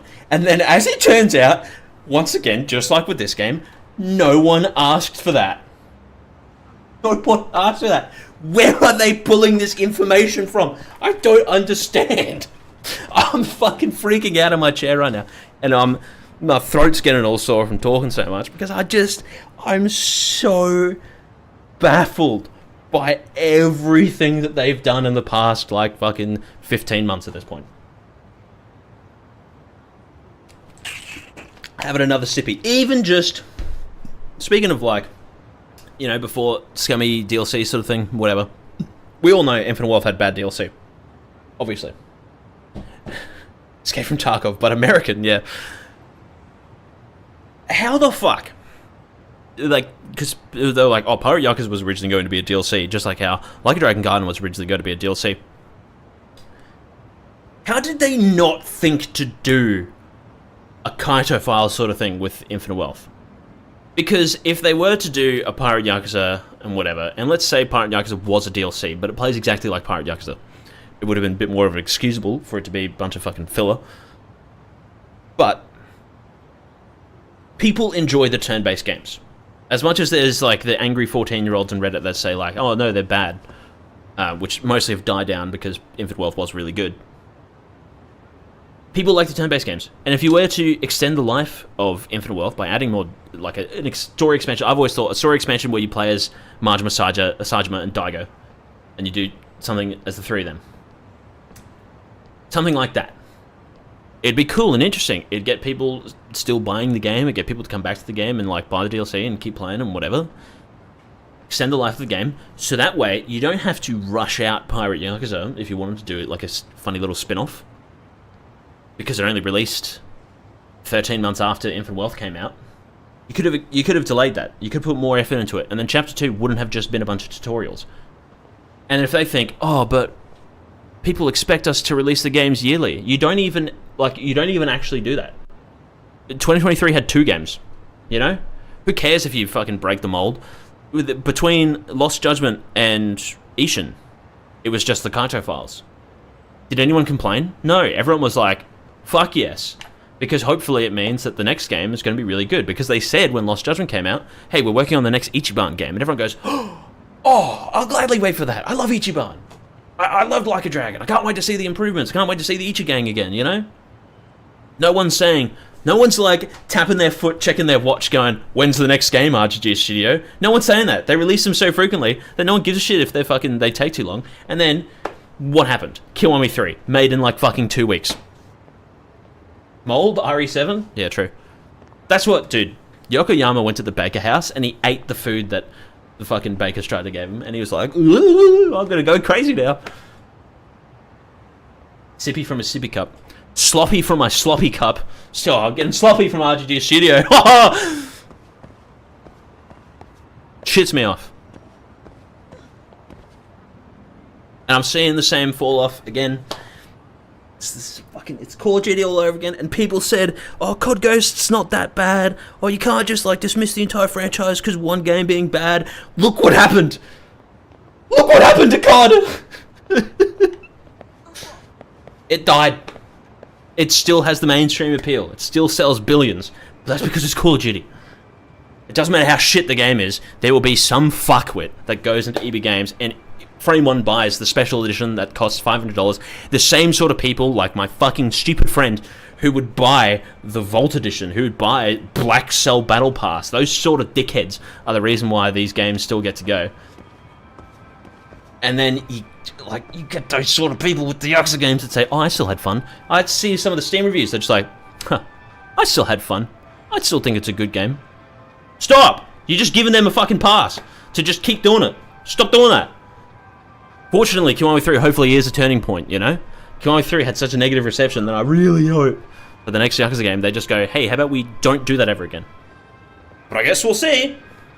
You know, some people thought, hey, maybe Black Ops 4 will be the turning point. Guess what wasn't? It really is 3 AM. Bruh. I'm just so angry. And, you know, as well, speaking of, like, franchises that died because they didn't know what players wanted and they did the wrong thing and yada, yada, yada. Assassin's Creed. You want to know one of the at least fortunate things about Assassin's Creed is that because they've always done their typical Ubisoft sandboxes of just filling it with shit, you know? As much as I fucking love the older Assassin's Creed games, so a lot of them are just filled with shit. Origins, Odyssey, Valhalla, Mirage to a lesser extent. Those sorts of games, they're still Assassin's Creed games. They're just, you know, your open world sandbox filled with a bunch of shit. But they made some missteps. Assassinations don't one-shot anymore. They do the whole stupid RPG thing that no one asked for. They do all this sort of stuff. They start like doing like less cutscenes. It's just like people standing and talking cutscenes where the like mouth flaps are automated. People started to get sick of what they were already getting sick of, which is why they did Origins, because people started getting sick of Assassin's Creed. You look back and it's like, well, really the only problems with them was the bugginess, because they kept on forcing these games out, you know, like Assassin's Creed Unity. Yeah, Assassin's Creed Rogue came out at the same time as Unity. Rogue is so good, but Unity, of course, was the more popular game. You walk forward 2 steps and you fall through the floor. That was Unity gameplay. So it created a lot of problems. It clearly showed the problem was not what they were making, it's how they were making it. They were making it too quickly. They were taking like too many shortcuts to try and do things quickly, and it came out, and then you had to wait a year after the game came out, or hopefully the game to be fixed. That's what happened. And then eventually, you know, like I still enjoyed Odyssey as like a mindless sort of just run around, fucking doing whatever game, but as an Assassin's Creed game, not enjoyable. My brother played through Valhalla. I don't know why. It was the same shit. He played through Origins as well. Same shit. Shadows and Mirage. I think he played through Mirage as well. Didn't play Shadows. Basically the same shit. And then you look at what they're doing now with Black Flag Resynced. Why does it work so well? It's because they look at what they did and what people liked, and they went, let's do that. I'm looking at what they did and what they liked right now. It's on my monitor. That's what they should do, and I just know that they won't. But who knows? Maybe it'll take a while. I'm a LARPer who only likes Black Flag. I love Black Flag. I remember when I played it, I had to wait like an entire day to install the day 1 update because my internet was terrible. And I was glad I waited because, oh, Black Flag. It was so much fun. It's just so much fun just sailing around.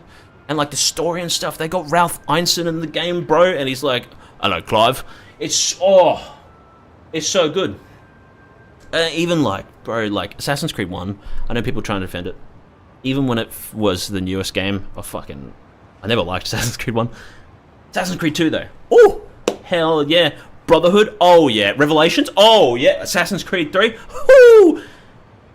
Some problems with it, but like, it's still like, they was still doing solid shit. Assassin's Creed 3 had so many fucking, it was like a next-gen game, even though it was the same generation. It was so cool.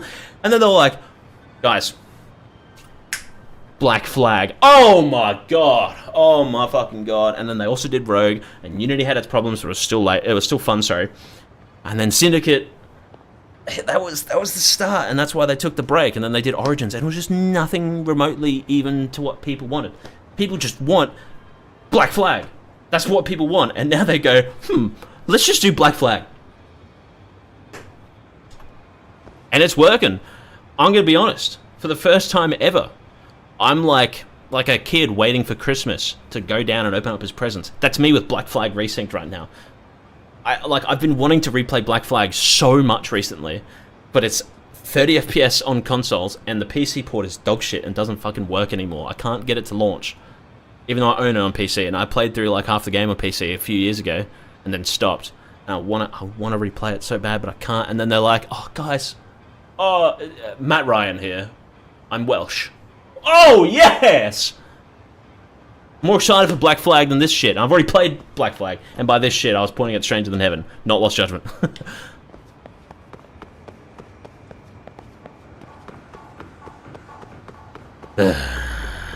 Gaming. I also quite enjoyed Unity. Played through on PS4.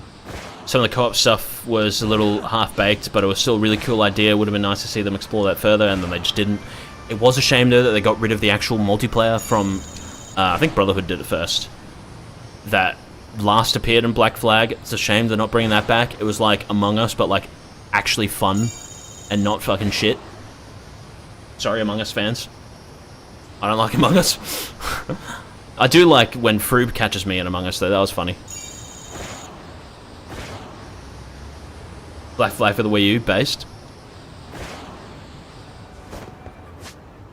Where am I going? What am I doing? Bro hates Lost Judgment, yeah. SMH, more like STH. Stranger Than Heaven. Yeah, the old Assassin's Creed multiplayer was so good. And here's more like misdirection from Ubisoft. Speaking of that, getting rid of the multiplayer, because they replaced it with the co-op, and then when Syndicate came out, they didn't bring it back. They just completely phased it out of existence, and it's never reappeared. It's so much fun.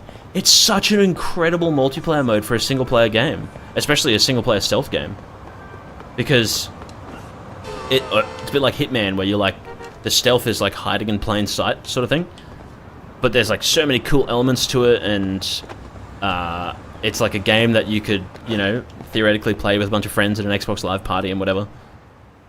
And even though you're like trying to stay hidden, you can still talk to each other like, oh, did I just see someone? And like doing some deceit and stuff. Oh, so much fun. Hello? The only thing was like, there were some games that had like some bullshit abilities where if you just no-life the game, you got to level 50, you just like, there was like a poison ability, I think in Brotherhood maybe, or maybe it was Revelations, where you walk up to someone, you press RB, and you just tap them on the shoulder, and then they can't do anything and they just die, and you get like 1,000 points for it. That was stupid. But like, that's one thing. It's one bad thing, you know?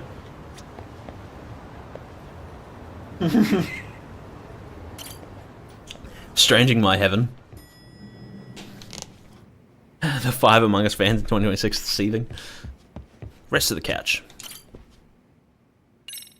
You know something, I was going to say, you know something based about when you rest in this game is it heals you. As opposed to, my stream thumbnail is Michael Jackson, yeah, true.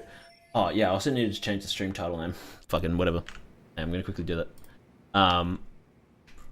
Where's the edit button? Where are you? Oh, there it is. They moved it. Sons of bitches. Plus, loss, judgment, gaming. There we go, I'll just add that to the end. Oh, I almost hit end stream. Jesus, that would have been bad. Yeah, they added microtransactions to the newer games. Yeah, that's more of like, obviously RGG Studio and Sega and whatever, they haven't gone the route of Ubisoft in that sense, or Call of Duty with like doing dog shit battle passes and all that sort of stuff. Yet. Big emphasis on yet. Knowing Sega, maybe they won't ever do it. Who knows? But we'll see. But, you know.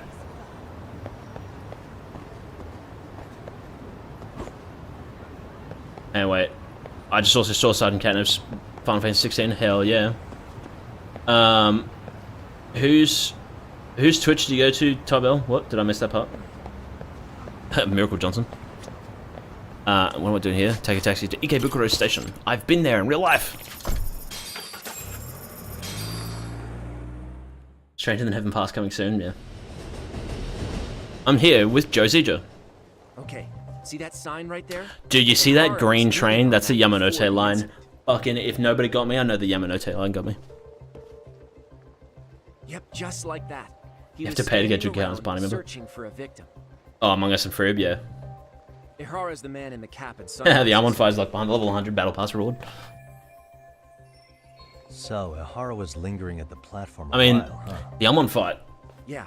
Unfortunately, these days they don't do it, but it's always locked behind fucking minigames. It's basically the same thing. It's like, oh, you have to grind out your battle pass, grind out your completion list to fight the super boss. Platform an entire hour ogling women. And I gotta mute my mic He spent real quick. long choosing a target. Yeah. Sick, isn't it?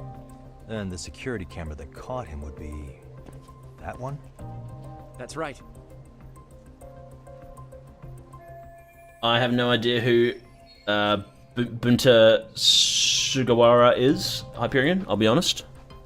But that's cool. Ihara finally honed in on his would-be victim. Oh yeah, Claude from Fire Emblem. Dude, this... Actually, hang on, sorry, everyone. I apologize for every good thing I've ever said about Lost Judgment. It's actually the worst fucking game in the series. No one holds their shit sideways. It pisses me off. She's the one in the pink cardigan and white skirt? Yeah. Give me back my lost cardigan. Mamiya, an office worker and mother Goodbye, Tybell. Learner's license? Looks like we're getting close to Shinjuku. The train's pretty light. How old are you? But it was packed during the crime, right? Oh yeah. The car occupancy at that time of day can easily reach 180%. Yeah, good fucking maths nerd. Ihara should have been standing roughly where I am. Battle passes and golden tickets so you can get a target job at the start of the game, yeah. Guys, watch this. Where is it? Bang. I'm so good at fucking video games. I also... this always makes me laugh at this like whole train model. They do a really good job at capturing everything. Even, yeah, there we go. This sort of stuff going through. And it's all just for something where theoretically you just go like this, and then you're done. They wouldn't do this these days. Oh my god, I didn't even realize it's Onomichi! It's Onomichio! Oh my god! Hang on, let me do this. You're 22. You only just getting your L's? Bro, that's an L. You're like my mate who was like 24 when he finally got his fucking P's.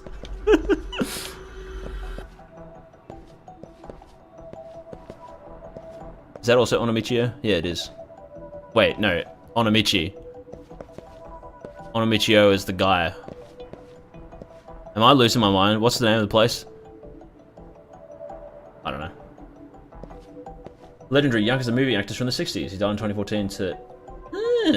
Oh, that's... Yep, that was the thing that said, like, voiced by this guy. Okay. No Japanese person will talk that loudly on a train. Yeah. Dude, you know something hilarious as well? With trains in Japan? Let's see. Oh, I can't go third person here.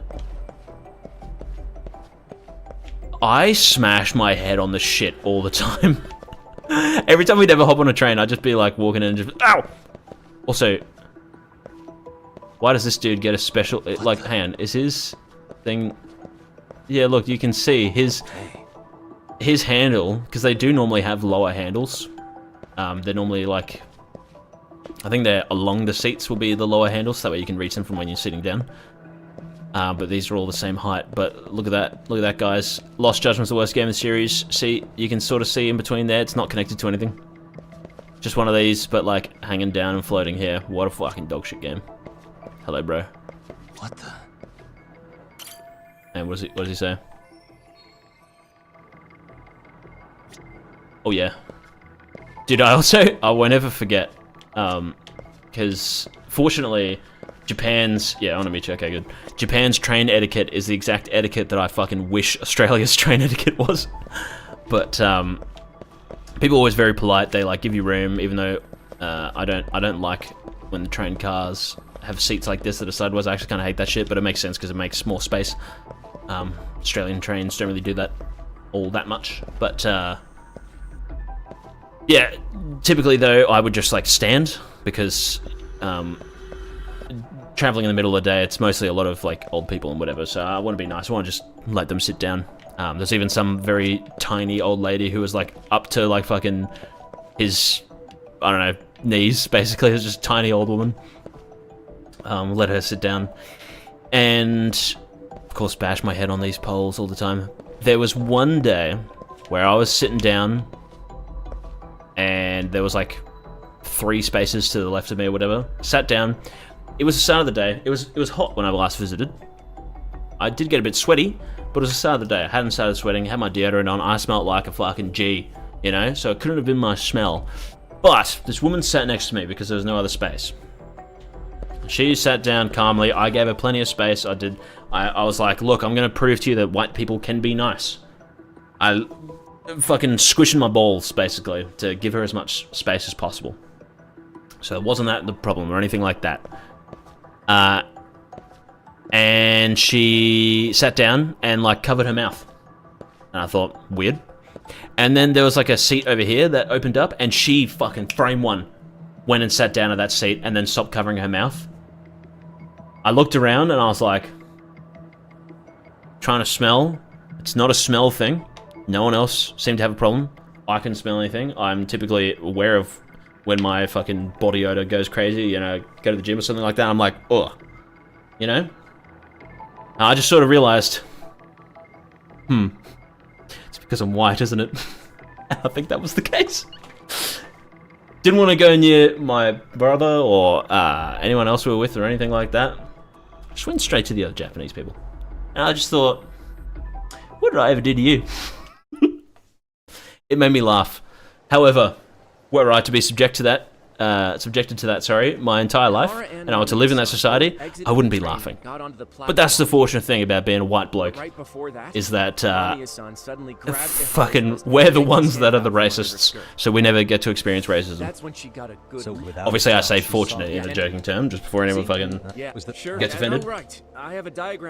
And then watch this, he's holding it vertically. I'm gonna kill your family, Hoshino. That's where he got tackled. So if you could let me know whenever you see a camera. Is this why you aren't doing a face reveal? Frame 0, wake up, teleport to the next seat ever, yeah. I'm far too fat to stand since my shirt always goes up and I don't want to fix it every single time. Dude, I'm the same. Hey. What the? I love as well, zoom in. Okay, cool. Why do all these guys get scared of me? Why do they all look the same? Oh, no, wait, no, hang on, sorry. Sorry, that was like, it's because they're literally the same model. Guys. What the? I'm Yagami. This is Yagami.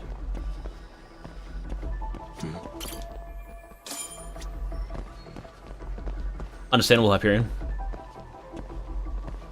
We can just cop it on the chin, yeah. Basically.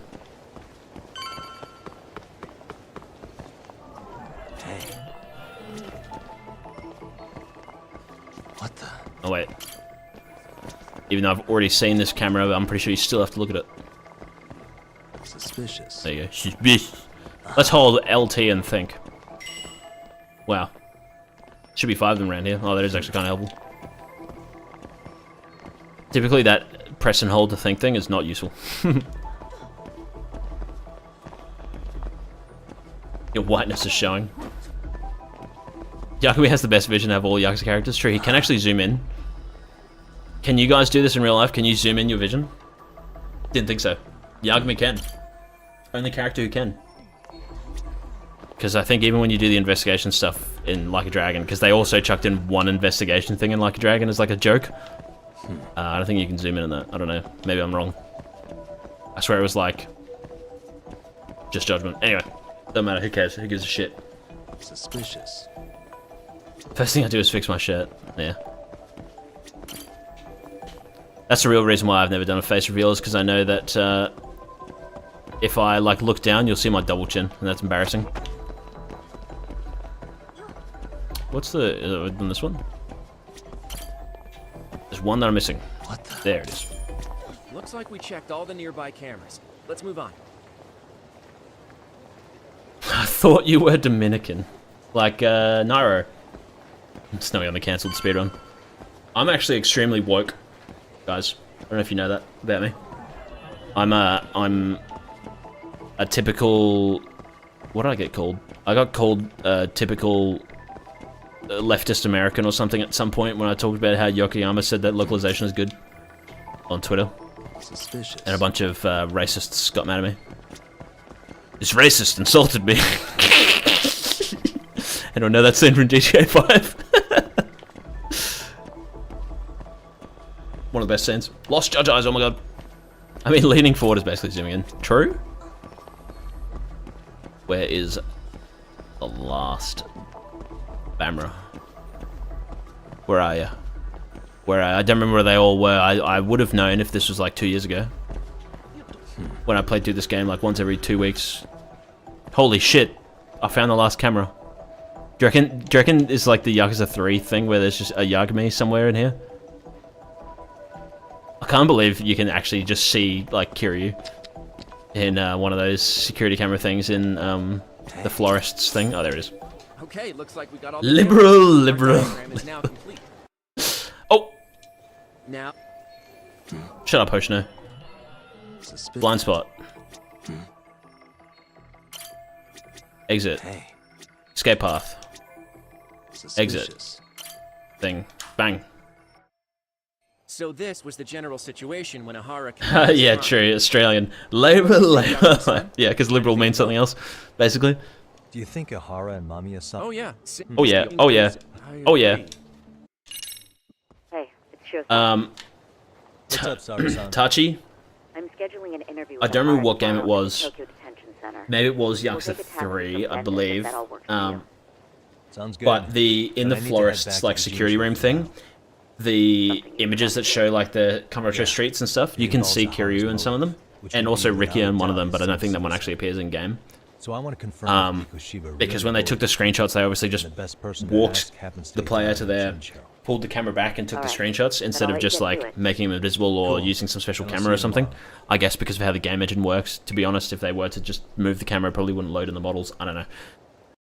But there's one screen where you can just walk up to it and go first person. You can see Kiryu just standing there, because most of the other ones you can't, because they're too small or too low quality. And I think I spotted that when I streamed Yakuza 3 recently. There's one of my streams I like actually show it, but I don't remember which game it was. Also,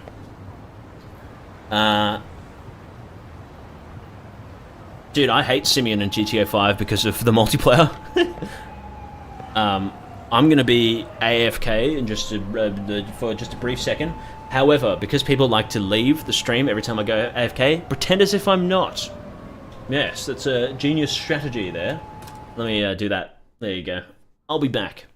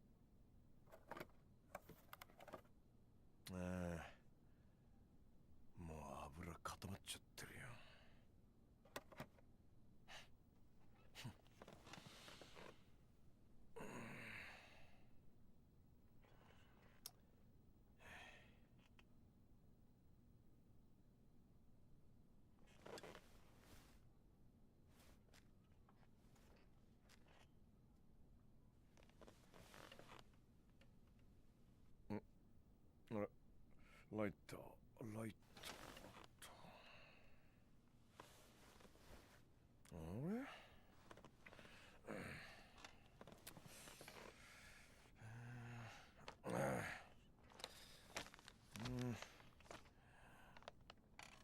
Oh, he's looking through his desk. Let's see what he finds. Oh. What the? What the fuck? Alright. Bang. Oops. Bang. Making that joke again. Oh yeah, I love making the same joke over and over again. Oh!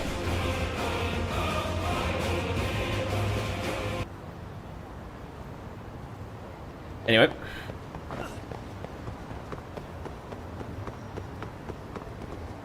What did I say? Did I say something racist? Take my camera with me to the bathroom. Dude, oh, dude. Touchy, you saying pre-recorded stream. Why? Why does Sega of America do that? Why do they do that? What's wrong with them? When they do their, like, RGB... lens flare. They do their lens flare, but these are my eyes. That's not... Lens flare is like a camera thing. You don't actually fucking get lens flare like this in real life. Anyway. When they do their RGG directs and whatever, and those like live streams on the Sega channel, they're always pre-recorded. But they pretend that they're live. Just say that they're pre-recorded. Or just do them live. I don't understand. It's a bit controversial, I don't know if you can say that on YouTube. Yeah, Yagami does have cyberpunk eyes. You stop fucking chasing after me. This is just what it's like in real life Japan as well. School kids chase after you and they go, I'll beat the shit out of you! It's a lie. Every school kid I came across just literally looked like they would die if I like bumped them slightly, as opposed to this where they all look like they're like in their 30s. Because they're kids. Makes sense. But on this game, that's why it feels justifiable to beat them up, because they don't actually look like children. There you go, guys. Skill Up has been proven wrong, because he is a dickhead. If I go to Japan, I'll also see lens flare. Dude, if you go to Japan, don't go around this time of the year. Jesus Christ, it was terrible. It was so hot. And like it was annoying because I feel like it was temperature-wise it was hotter than where I live in Australia. We have there's some like hole in the atmosphere or something. Australians get skin cancer like 100 times fucking more often than any other country. We have like the highest skin cancer rate in the world. It's ridiculous. But the problem is that when you're walking around and you're going outside and you're not just sitting in an air conditioning building all day like I would do if it was hot here, it's fucking, oh, it's terrible. At least my apartment had very good air conditioning. Still. It was fun, but not fun. Come down to Australia around this time of the year, though. I don't know what the prices are like, and, I mean, it's not school holidays. I feel like it wouldn't be very busy around this time of the year. However, the weather is so fucking good. Oh my god, I love, like, May weather. It's always so good. James May cheese. Like, I have my window closed, unfortunately, today, but it's such a cool breeze outside. It's so nice, but I closed my window because I swear to God, the kids on my street are like fucking wagon school. I keep on hearing them in the middle of the day. And I'm like, you should be at fucking school, what are you doing? I thought like, oh, school holiday's not over yet. No, it's been over for like 3 weeks. Why are they here? Sawa's crying. I'm gonna fucking harass you now, Sawa. Let me feel the pain of heat. I want to sweat. I hate the heat. I'd rather get frostbite on my fingers than fucking sweat. I'm not even joking. I hate being hot so much. Shut up, Yagami. I'm a gay backwards. The dog-sized spiders love it. Dude, Hollow Man, I obviously don't know where you're from, but I love when Americans say, like, you guys have, like, huge spiders and snakes and stuff that could kill you in your sleep. You guys have fucking bears and, like, cougars and panthers and shit. That's way scarier. We have kangaroos. I will say, kangaroos, despite the fact that they're our native, you know, our national animal, they are the C word personified. I hate those bastards, and they love picking fights with people, and all they want to do is kick people to death, and they can and will. But the thing with kangaroos is that they don't actively hunt people. They're just sort of, they see you standing, and what they do is, because they see you standing, they think you're a kangaroo standing, and when kangaroos stand, they're basically just like, you want to fucking box on, mate? And then they go, yeah, let's box on, and then they start fighting. And that's why they try and, like, pick fights. But, you know, you just kind of don't give them grass, and then they go, I'm gonna fuck off, mate, see ya. Bears, on the other hand, they just walk in your backyard, and they're just like, hello, I'm here. And then if you go, hello, bear, dead. Oh, and also you guys have guns. That's another thing. Holy shit. Kanji from Persona 4. Wow.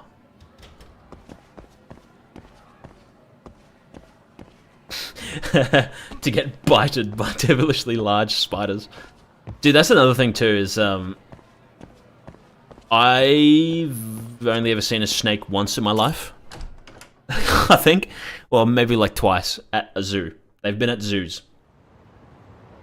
Kangaroos are, yes, they are literally the average Kamurocho thug. They just pick fights with you, and they just want to kick you. Like, especially if there's like a drought. Like, I remember I was in an area where there was a drought. No water everywhere. It was very sad. There were a lot of dead kangaroos everywhere, like on the road. They either get hit by a car or they just die of dehydration. Very sad. I think kangaroos are beautiful animals, despite the fact that they are the C word. But there was a football field that was always getting watered, and so every morning they'd just be on the football field. There'd be hundreds of them just eating grass there. And, you know, it's good they don't have to mow the grass because they graze it. But if you look at them the wrong way, they will run over to you and try and kill you.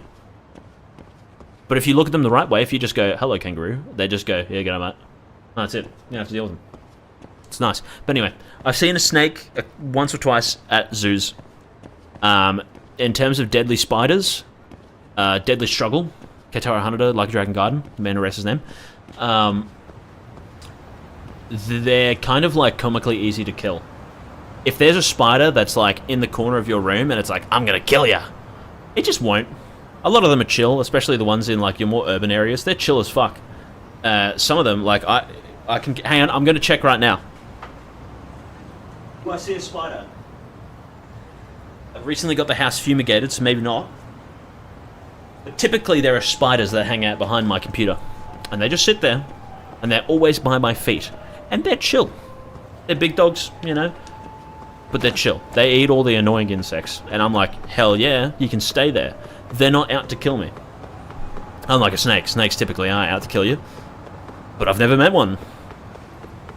So yeah, it's always funny when Australia gets its like notoriety for having deadly small animals that will just kill you if they think about you.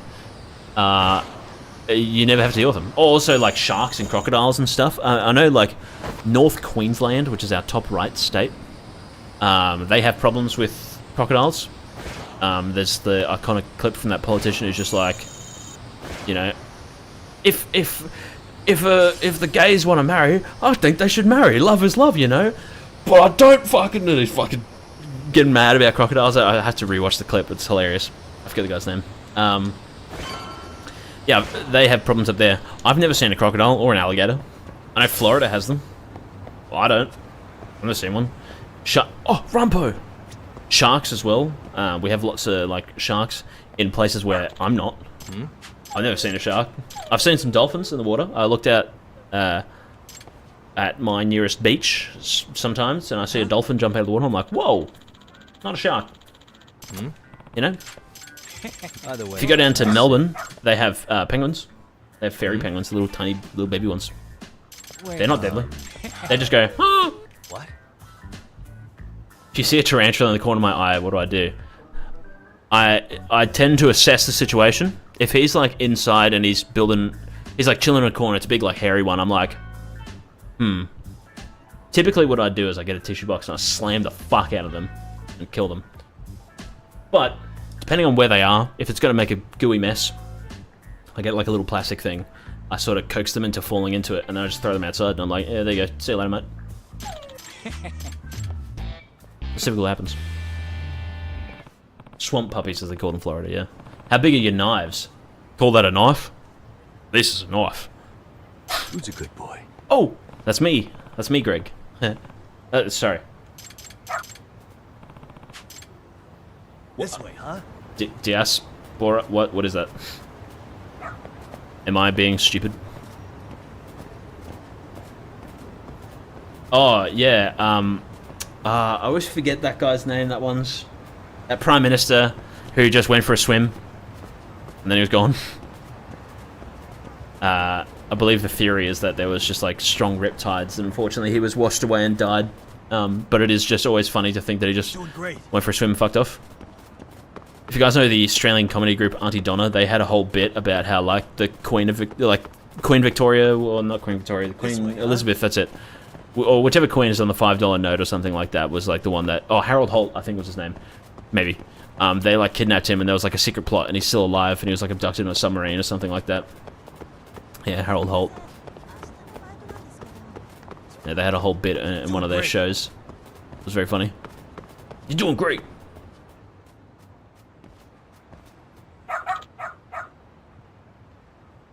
Alexander Volkanovsky. I have no idea. Excuse me. And I just love Yakmi. Him just standing there like this, like, have you ever walked a dog before, Yakmi? Why are you standing like that? Of course I do, Sergeant Catnips.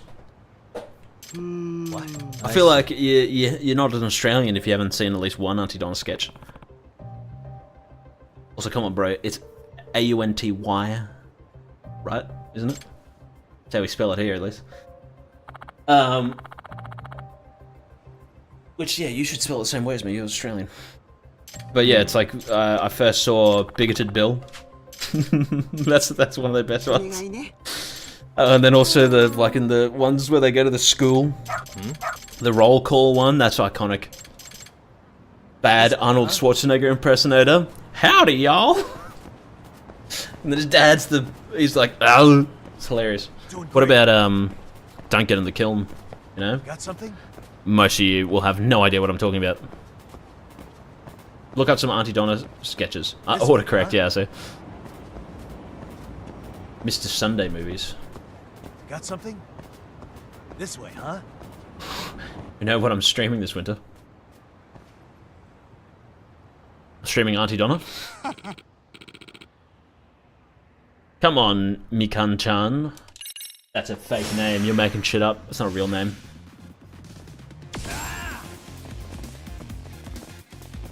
Hang on. Imagine... Okay, first of all, imagine if this woman's, like, getting threatened by Yakuza. Also, it's so dark in here. This one spot, because, I mean, this makes sense, it being like this. Let's just point this out here. This is all of Pirate Yakuza. That's what it's like. Anyway. This woman's getting threatened by the Yakuza, and some dude's like, don't worry, I'll step in. And then she just sees him, like, do, you know, just fucking doing this.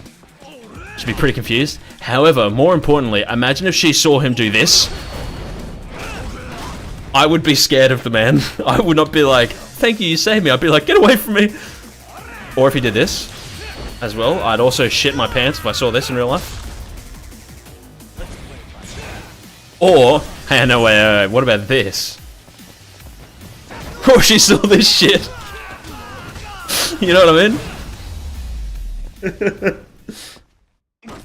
Kill him, what's your first one, based? Tachi, if you're talking about, Auntie Donna, not getting it? It's funny, you have to promise, you have to trust me. Hey. Auntie Donna's hilarious.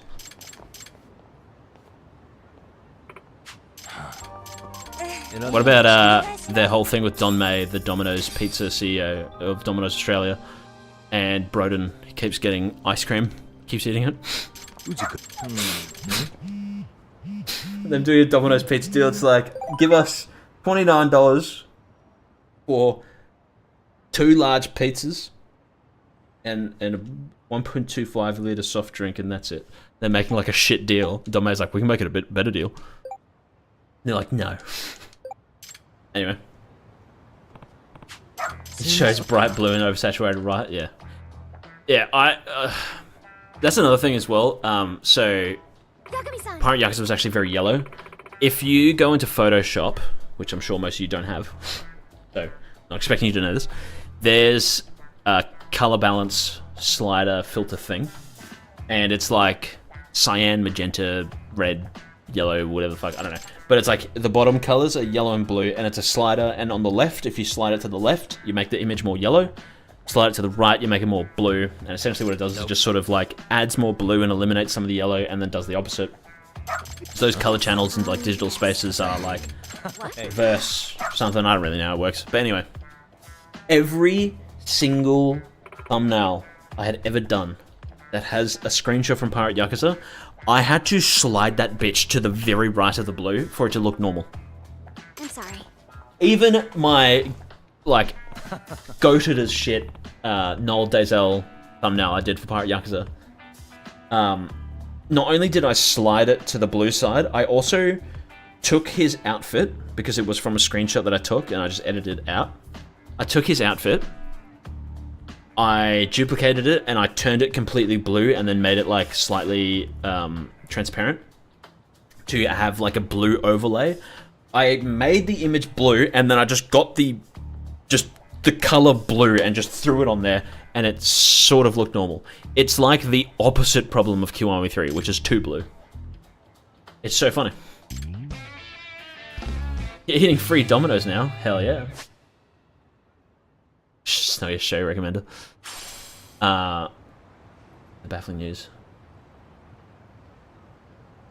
GameStop are trying to buy eBay. Are they stupid? I suppose they need to do something though. GameStop is definitely going down the drain with the rise in digital things. I mean, EB Games in New Zealand, I think, got shut down recently, didn't they?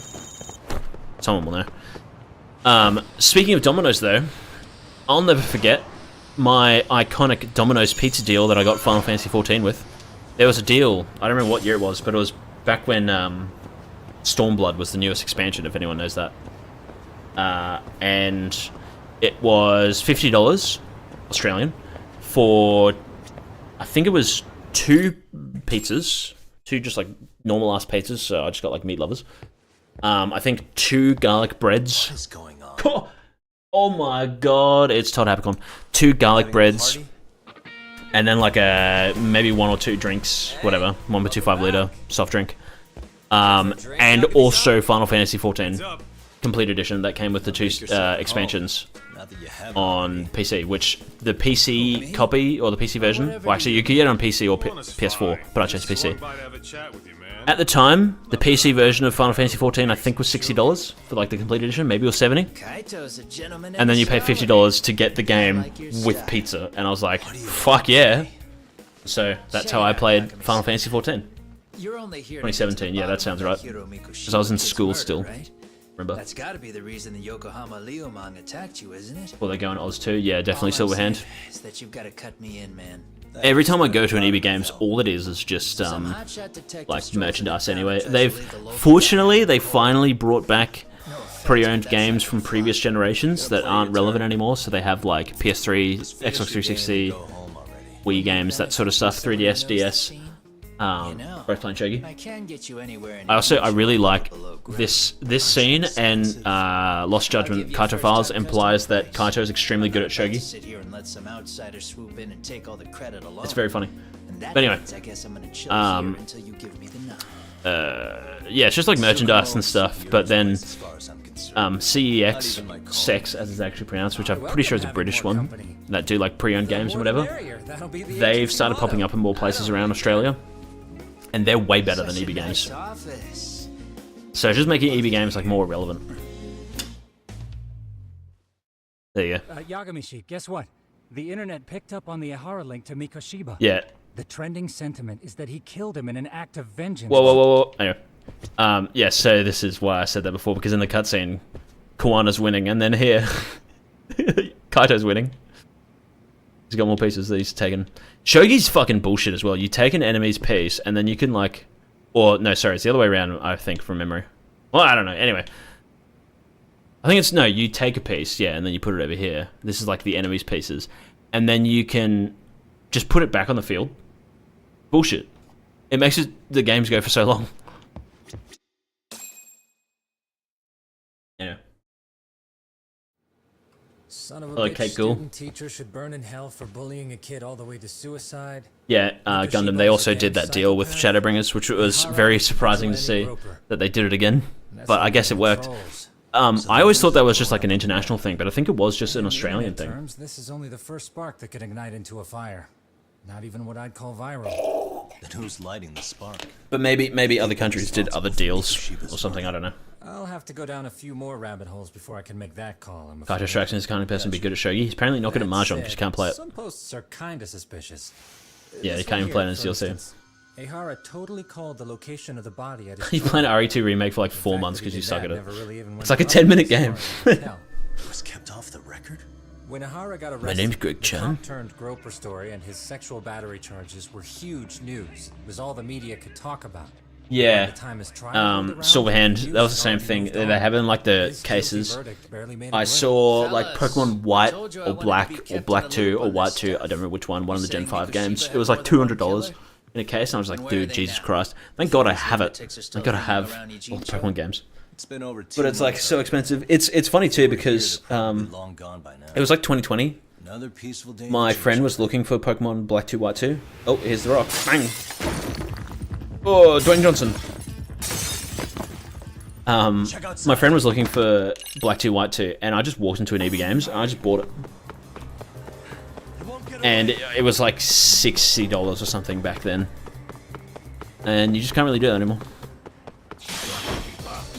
But those like pre-owned 3DS games, in 2018,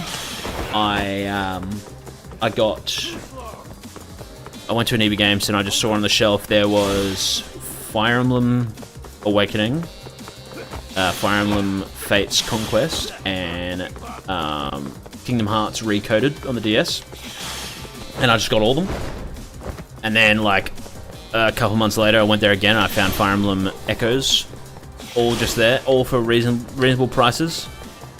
And those sorts of games would be like reasons for me to go into EB Games, even though there was no new game at the time that I wanted. I'd just go in there and be like, oh, what sort of cool pre-owned games do they have? Or what sort of games they have on sale. That's how I got Judgment Remastered on PS5, was I just walked into an EB Games, saw it was on sale, and went, fuck yeah, I just got it. And yeah, and then there was a few years where they just like got rid of that shit. I just thought, what's wrong with you? Why would you do that? The only reason why I ever came into your store. Why does Yagami intentionally walk into the crowd just so I can step him? Idiot. Oh yeah, Keitaro Hanada going hard. Oh, Sergeant Canevs, I haven't read your full message, but I just saw it. Yeah, dude, when they used to also have like the consoles set up in the middle of the EV games. I remember when Arkham City was new.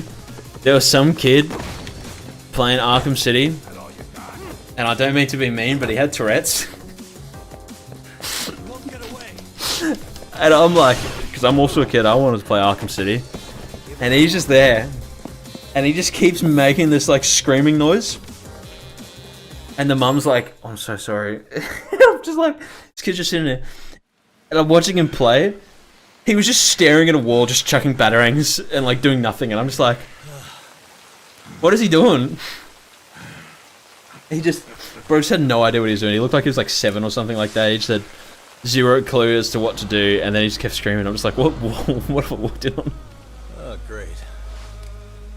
Sorry if that's offensive, but it was just very funny.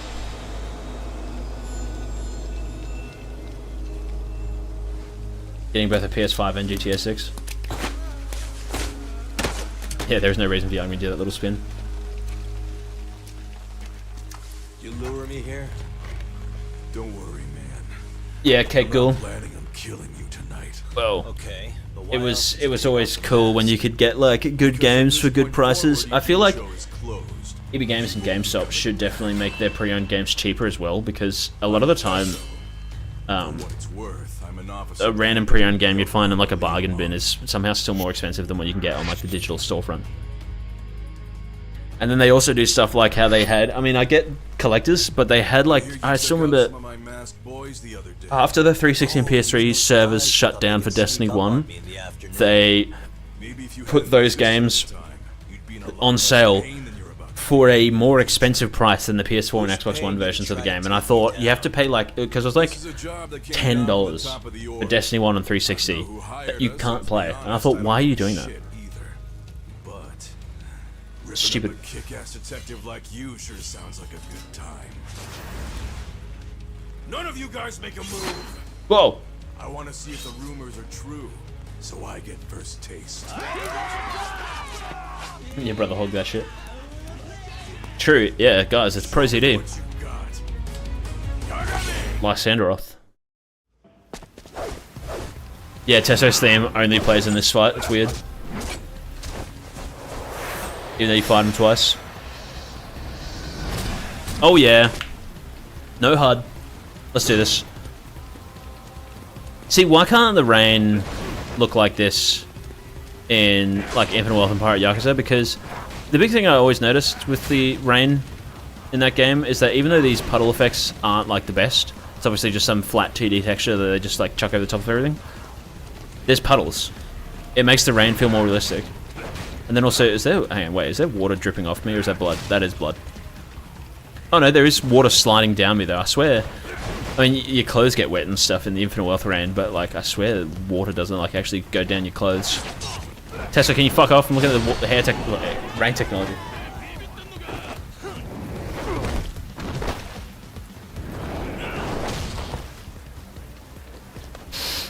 Kid kept turning on the second controller and just constantly jump off the map. There's like still Nintendo Switch demo kiosk things that places will do, which is cool. But most of the time I just see some kid playing like Mario Kart and just crashing into walls.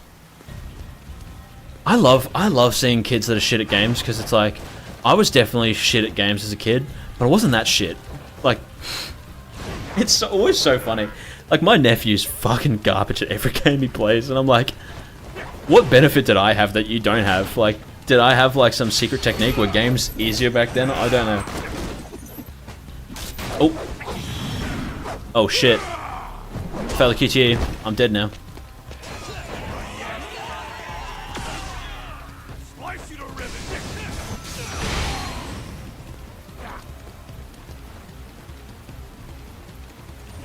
It's the Blood Drunk Master, actually. Bang!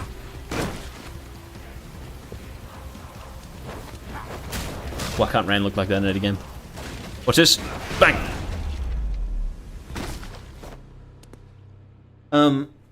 Yeah, the Astralta, they've got a lot of games that are available that have like backwards compatibility on Xbox.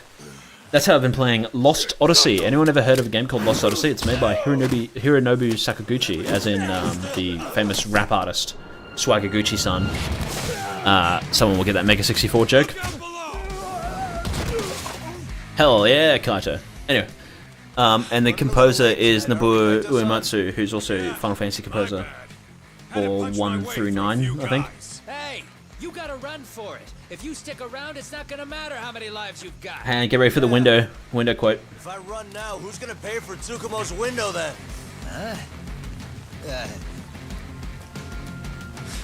For fuck's sake, I'll just pay for it. That line always makes me laugh the way I was delivered. Anyway. You got a deal.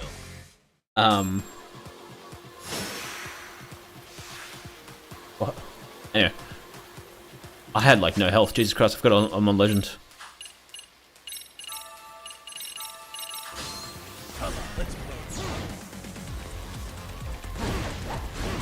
Oh yeah, also I just remembered a weird thing that never got fixed with Crane. Even though it's the multi-person like fighting style, if you jump over someone's back you can't do this heat action, but then it works in all the other fighting styles. It's just Crane that has a problem. I don't know why that was everything. Oh, also Kiwami 3, just thought about this now. I don't see any Kali 6 here. Kiwami 3, yet another fucking RGG game where you can't use Kali 6. Pisses me off.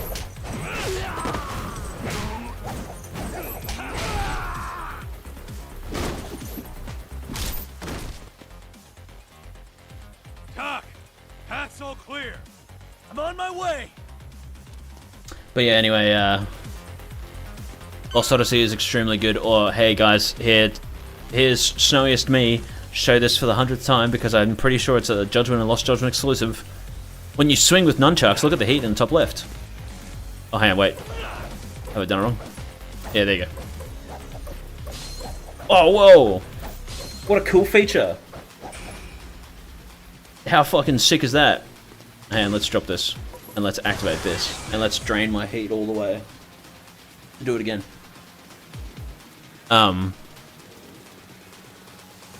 Jesus Christ, EX boost drains slowly when you're not doing anything. Let's get to hear listen to Hydra by Hideno Shoji. Yeah, that's a cool Yagami thing. It swings the nunchucks around and it generates heat, and then for some reason, you know, it's only in this game. In the one game, you can't actually equip nunchucks. You just have to find them on the floor, and they're in like 4 locations. Boxing style. Swing. Stand still. How cool is that, guys? Wow. Bang. Coolest thing ever. Oh, oh dude. Oh, dude. That's another thing. I just thought about this. Every single encounter I got into in Kiwami 3, there were so many times where I just saw like Kiryu spawns here. And my first thought was always just, oh, wall jump attack. Can't do it. Can't jump, can't wall jump, can't jump over an enemy, can't do anything. It's like Gaiden, but there's less. Somehow. You just can't do anything, and it's so annoying. Oops.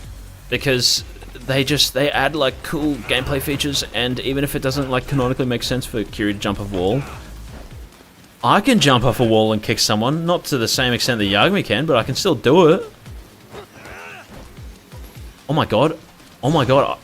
I didn't know that was a thing. If you have a weapon and you jump off a wall and then you press the fucking, okay, not that kind of weapon. You jump off the wall and then you throw. He actually throws a weapon. How cool is that? They just don't do shit like that. And watch this. Soft styles, grabbing midair. Oh yeah. And then also there's 2 different kind of nunchuck hit actions. One of them's for multiple people, like this one, and the other one's for single persons. Bang. Based. Sergeant Canips. Here's the thing with Ultimate difficulty in Final Fantasy 16, it's really easy. Just like the main game. Oi! Swing at me. Haha, fool. Bang. See, I can leapfrog over people, I can swap styles and do a fucking charge finisher. Oh, I missed, he dodged it. Ready for this? Flux Fish! Oh. Bad to Flux Fisher. Mortal reversals as well, I know that was... Even in Lost Judgment, it's not like it's the most beloved mechanic. But Gaiden improved it, giving you multiple attacks was pretty cool, like an upgrade you could get. Kiwami 3 also just stripped the game of that. It also got rid of the... like... perfect guard counter heat action things. I think there's something similar, but it's not the same that Pirate Yakuza had. They got rid of that. Even though there's still the deadly attacks and still unblockable attacks. I don't like why just get rid of the related player base fucking mechanic, you know?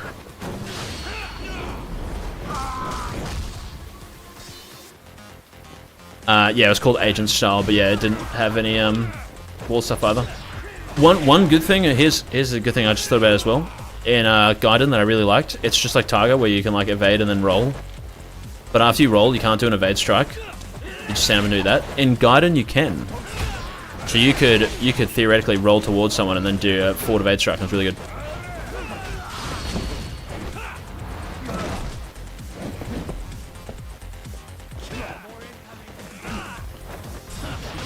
Bro. I'm just thinking as well how many new heat actions Lost Judgment added as well. Because Judgment reused a lot of them, like a lot of them was like Akiyama ones. But then they fucking made a shitload of new ones. I really hope he like blocks an attack so I can do the guard break one, because that's one of my favorite ones from this game. Yes! Oh yeah, look at this. Bang, bang, bang! And then he... Whatcha! Just pure aura.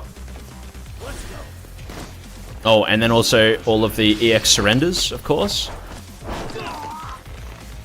There's like 10 different versions of that.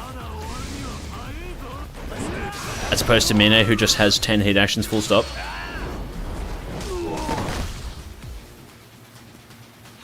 Yes, Shinra, someone was talking about it before. There was a famous Japanese action actor who passed away a few years ago, and so they've got his likeness, but someone else is voicing him.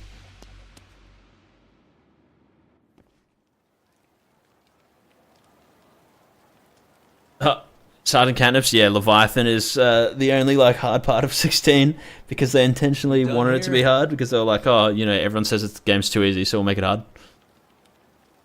But I hate, dude, because 16 is easy, but there are so many people that say it's easy, and then you look in the top left of the screen and they have the assist items, and it's like, dude. You want something? What was it? Tesso? Just want to say, I'm impressed. I wasn't expecting you to take out all these guys, to be honest. I'm Sungwon Cho. Thanks.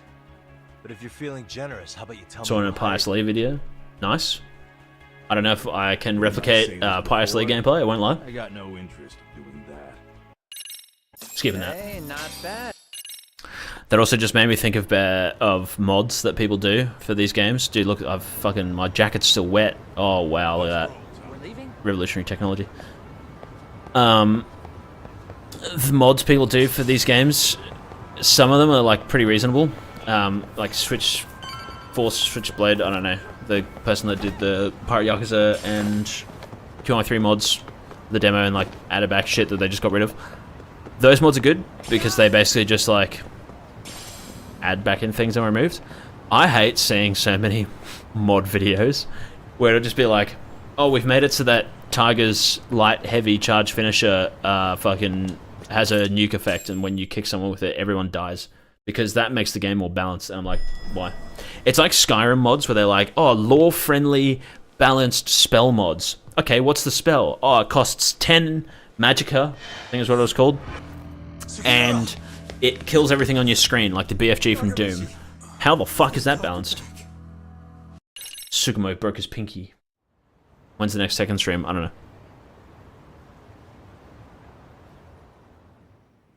Octomax. I've been working on a video for a long time, but I've had a lot of fucking IRL shit I've had to do, unfortunately, so that's why I haven't released it. Look, there's me and Kaito chasing down the Leomon. Go for it, Kaito. And then in comes the insane clown posse. Skyrim mentioned. True. What's the time?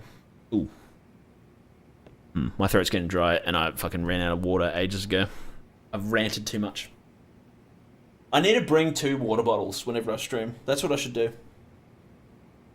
This one of mine just runs out too quick. And I love water. I love water so much. I love it so much that I say water and not water. I love water. Water. Water. Opposed to water. A British person will say. Water. Yeah. Water.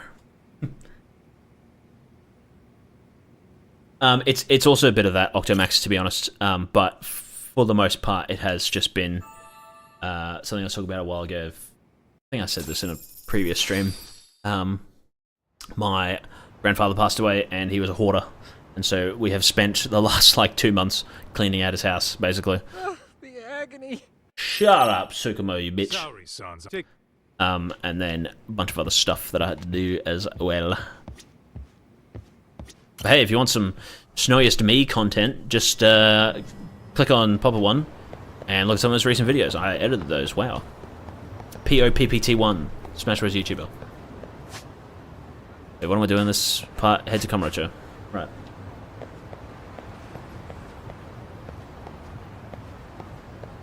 Yeah, Jose, I assume, Kingpin.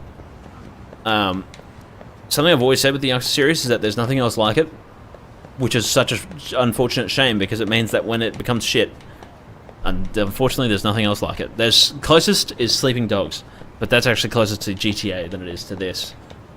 And of course there's only one Sleeping Dogs. There's not Sleeping Dogs 2 or anything new or anything like that, but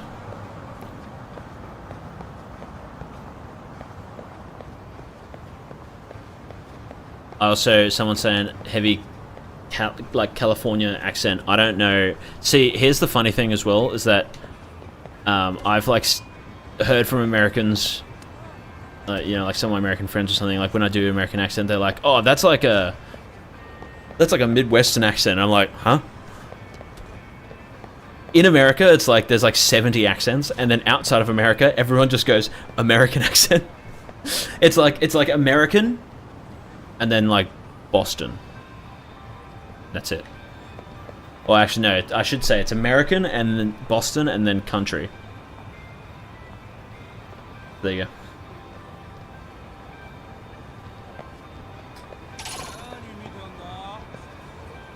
King of Dragons, our savior. Yeah, it's going to get cancelled. That's the unfortunate thing.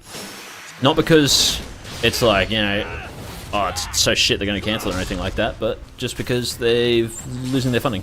I mean, they could probably do some crowdfunding stuff. I don't know if they'd be willing to do that. But I've been sort of thinking with Gang of Dragon, what has Nagoshi been doing this whole time? You know, has he just been fucking around with Among Us plushies and going to the gym? Or has he been making a game? And has there been a situation where they made a project and it got canned? And they had to restart? Did they not have any direction? Were there problems internally? Could they not get staff? I don't know. They've not said anything, understandably, about that sort of stuff. They've had problems with their YouTube channel, their social media accounts and stuff now. I've been hit with Blind. I forgot that was in this game. But yeah, it's been so long, and they're like, oh, we need another $50 trillion, and then we'll be chilling. It's what have you been doing? Wait, can you not parry while you're blind? Well, I don't think you can. Fund his shoe buying addiction. Yeah, he's like Kazuya from Tekken. Crowdfunding for 43 million is unlikely. Yeah, I know, but I'm just sort of saying, for obviously a smaller amount, maybe they downsize the scale of the project. I don't know, because that's another thing too. It's that amount of money. Is it going to be the scale of fucking GTA 6, you know? Or is it going to be a scale of a game like this? Is it going to just be 2 streets in Kamurocho and it's 3 missions? Who knows?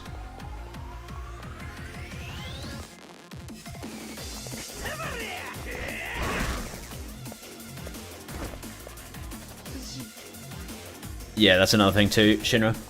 Because it is of course unfortunate. I mean, I laugh in the face of the Nagoshi fans that say that, like, you know, this series is only good because of him. Because, I mean, in fairness, Dead Souls, Fist of the North Star, Lost Paradise, you know. But it's very unfortunate for him for splitting off from the company that he made a name in. You know, he made an impact on the world working at this company. Also, I just see Australian FBI. Yes, we finally know where the Kiwami 3 budget went. Yes. Yeah, he does this. He splits off. He's like, I'm going to make my own thing. This is what I want to make. This is where my heart is. This is where my soul is. It's in this project. It's my own work. I'm not going to have any finger wagging from Big Dog Sega. And then he just doesn't do anything. You know? Maybe what he wanted to do all along was play Among Us. I don't know. Yeah. Yeah, exactly, Leon, because who knows if... like, I don't know what the... Because obviously work is hard to find everywhere these days. I don't know what it's like in Japan. Japan love AI. Who knows if, like, developers are hard to come across because so many of them have just lost their job to AI that they've given up and found a new career and profession or whatever. I don't know. Maybe it's been hard to find developers, maybe it's been hard to find artists or voice actors or composers or anything like that because they are starting from scratch. The benefit of when they made Yakuza 1 is that they had the Super Monkey Ball people on hand. They had the people that made all the arcade games and all that sort of stuff. It was Sega. They had people just, you know, in the next office willing to put their effort in and make a new game. But obviously he doesn't have that now. So... Thank you for stopping by, Octomax. Enjoy your...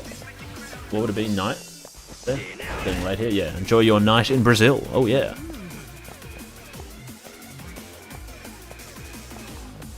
Every time I see someone from, like, any country that isn't England, I always just think, how do you understand me? It always makes me laugh.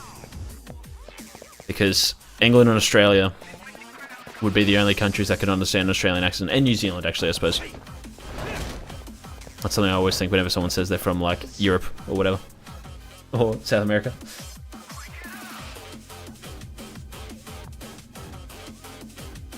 Just kind of seems suspicious. I know, yeah, maybe that, like, car that was in that fake screenshot that they did, the, like, just sort of draft screenshot they put on Steam.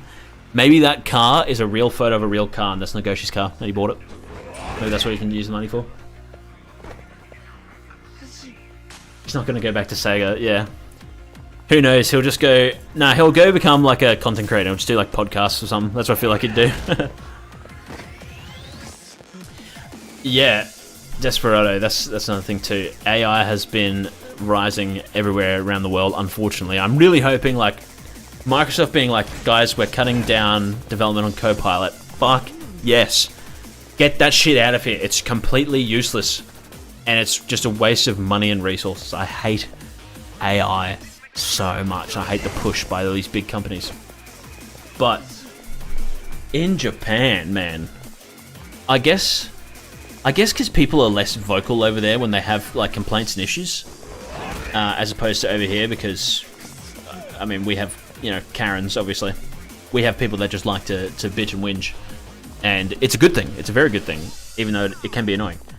But, like, when I went to Japan when I went to Japan the first time, AI wasn't really a thing, so I didn't see it anywhere. When I went to Japan last time, which was last year... Was it last year? It was last year.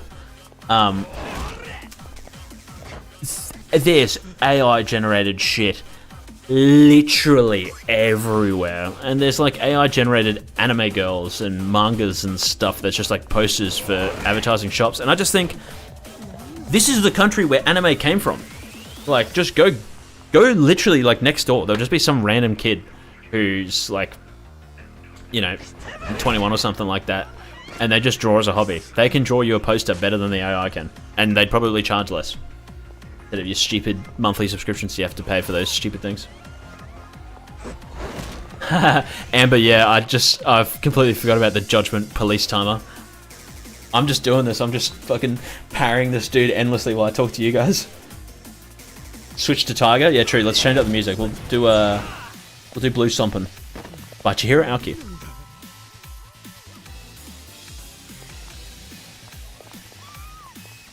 Ha. Astrolto is in like Sega fund the rest of Gang of Dragon. In all honesty, if you think about it, it'd actually be extremely, like, it'd be dog and probably, I don't know, on the verge of some laws. But if you think about it, if Sega were to like fund Gang of Dragon, then it would mean that, let's say they like own like 50% of the company. I don't fucking know how to work, or not the company, the game. Then it would mean that Sega's like only competitor to one of their biggest franchises is also their own. They'd have no competition. But yeah, they probably wouldn't be allowed to do that. That's the problem. True, Amber. I'm actually going to quickly do that. Watch this, everyone. Hang on. Get into the wall, bro. Oh, why is he like pushing that way? There you go. Oh, he's still on sand. Anyway, that's how you win Yakuza 4. You just parry someone into a wall as Tenimura and you start wall comboing them. Yeah, Silver Hands. There's like a local Westfield to my place that I went to a few months ago, maybe. Went for dinner with my family and moving my mic, sorry. And there were so many posters in like all these shops that just had like AI things. There was like a juice shop thing that had AI generated photos of juice, and I was like, you make juice, just take a photo of your own juice. Like, it's that easy. Because the AI photo looks like shit. And if their concern is like, oh, we want to have like a colorful background, just like, surely you know surely someone there knows someone that knows how to use Photoshop and they can just do it in 2 seconds, you know? And there was also this ice cream place that had this like little screen at the front that had like a slideshow. All of the photos were AI generated, and they're so like blatantly AI generated, and they all look like shit. And I just thought, because it was an ice cream place I used to go to like all the time, or like not ice cream, like Bingsu. Yeah, Bingsu, the like Korean thing. I used to go there all the time when I was at that Westfield. It was so good. And it's just all this fucking AI shit, and I just don't ever want to go there ever again. Dog shit. Yes, indeed, Shinra, but still, it'd be funny. Bang! We have a graphic design course on campus. That's what I mean. Why do that shit? I think actually, maybe my uni I may have spotted in my final year. Something like that. I just thought, why?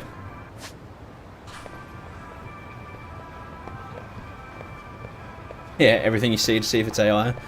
I know, it is very annoying. I do agree with a lot of people these days, thank God, that are changing their mindset. Because I still have, like, some of my mates. One of them is fucking obsessed with AI. He thinks it's so funny, and he watches something that's the equivalent humor of like a boomer minion Facebook meme, where it's just not funny. He watches something like that, and he thinks it's so funny, send it to me, and I'm like, oh sweet, thanks for sending that to me. Free block list. The AI page will just, because they post shit like, oh, 2 sticks of RAM cost $900 because of this, by the way. And he thinks that they're making fun of AI, but they're not. They're an AI page, and they do it because it gets more engagement. And then he thinks the only reason why I hate AI is because it makes RAM more expensive, and I have to call him a dumb CUNT and say, no, there's many other reasons. But yeah, like, when I see a company that just has like AI generated shit, I instantly just go, I'm not giving you my business. You're dog shit. You're stupid. Fuck you. Because not even for like morality or anything like that, you're harming the environment, because obviously that is a problem, but that's not the reason. It's just like, you're so lazy and shit that you're using this trash instead of just fucking, like, in Infinite Wealth, you go to Hawaii, it's the same part of Yakuza. The, oh shit, I forget the name of it. The ice cream place, that's like the real, Matsumoto's Shave Ice, boom. You go there, and you look on the side, and they have a picture. It's a little sign, and it's a clip art photo of a bee. And when I first saw that, I did it on this stream, if anyone was there to see it. I laughed my ass off, because if you just look up, like, Cartoon B, it's like the first result in Google. And I'm pretty sure that image is what Matsumoto have in real life outside their shop, or something like that. It's something very similar, because that's just what you do. Obviously, you can get, like, attacked for copyright infringement and something. So if you're a company like Twitter, you don't want to get the first result in Google. But if you're just some local shop that sells ice cream, that sells, like, it's like a little pizza shop, a little Italian restaurant, or something like that, just fucking go onto Google and just get a fucking image. Even if it's got like the Getty Images watermark on it, that's funnier. That's way more funny, because it's not lazy. Someone's, like, still actually done it. But it's just the joke is that you haven't paid the money for it. That's funny. And you're not stealing anything. That's why they have the watermark. It's so that if you do something like that, you don't get the proper image. If you did the proper image and you had to pay for it and you somehow pirated that, that's dog. But that's not what people are doing. I think that's funny. It's better than AI. It's not harming anyone. If anything, it's giving more promotion, because then people see, oh, Getty Images. That's a nice photo, though. Maybe I'll buy that photo. Not that anyone's really doing that. Who's buying stock photos? I don't know. If a game company wants to be lazy, they damn well will be, yeah. Yeah, and then you get stuff like, talking before about COD, Black Ops 7 has AI-generated photos in it. Why? You hire all of these artists. Like, can guarantee you would struggle to walk around the Treyarch offices, /Activision, /Raven, /whatever. You would struggle to find someone that works there that doesn't at least know how to slightly use Photoshop. And they'd have subscriptions for it. You go into any computer, you'd struggle to find a computer around there that doesn't have Photoshop installed on it. It takes 10 fucking seconds. And even if it's like, oh, I really don't know what I'm doing, just use a YouTube tutorial. That's what I do. I don't know how to use Photoshop. I just go onto YouTube and listen to some random dude who's like Adobe in a minute, one of those sorts of people, who's just, here's how to add a blurred background to your photo. Clicks the photo, clicks blur, done. Easy. I didn't have to use fucking AI for that. I used my own hardware, my own resources that it's installed in my own fucking legally obtained programs. Because Adobe are dogs. Now, Adobe is someone you can pirate from, just saying. And Sega. But yeah. Centrelink's web UI, I've never seen it. Did Black Ops 6? Oh, I did. It had the thing with multiple fingers. Yep. Carrying generations on their backs? Yeah, literally. Same with, like, video editing. Like, I know how to use Premiere because I've been using it for... How old am I? How old was I? In that year? What? Hang on, wait. I've been using Premiere for 10 years, roughly. And I sort of know how to use it, but for the most part, I don't know how to use 90% of the features on Premiere. I just sort of vibe, you know? I fuck around and do shit until something works. That's how I edit videos. But even then, I'm still jumping onto YouTube tutorials. If I want to do a cool shot of Yagami, like, walking past the camera, and then it does, like, a transition, and then it's suddenly something else is behind him, or something like that. You know, like this pole is like a screen transition. Wha-bam, you know? Something like that's very easy. But if I didn't know how to do that, go onto YouTube. Type into Google. Premiere how to do Star Wars screen wipe tutorial. Enter. Boom. May take me like 5 minutes of searching to find an actual video that actually explains it and actually does it well. But still, that is better and in some cases easier than going onto fucking ChatGPT. Can you add a screen transition to my video? Sure thing. Let me get back to you on that one. Wow, great idea. I talk like I'm in a business meeting. Shut the fuck up. AI talks like my brother who likes the COD and the gun and ball gamer I was talking about at the start, that brother of mine. That's how he talks, because he's such like a business guy. He's a fucking dickhead, my brother. He talks like he's writing an email at all times, and that's how AI talks, like they're writing emails. It's shit. I hate it. I hate it so much.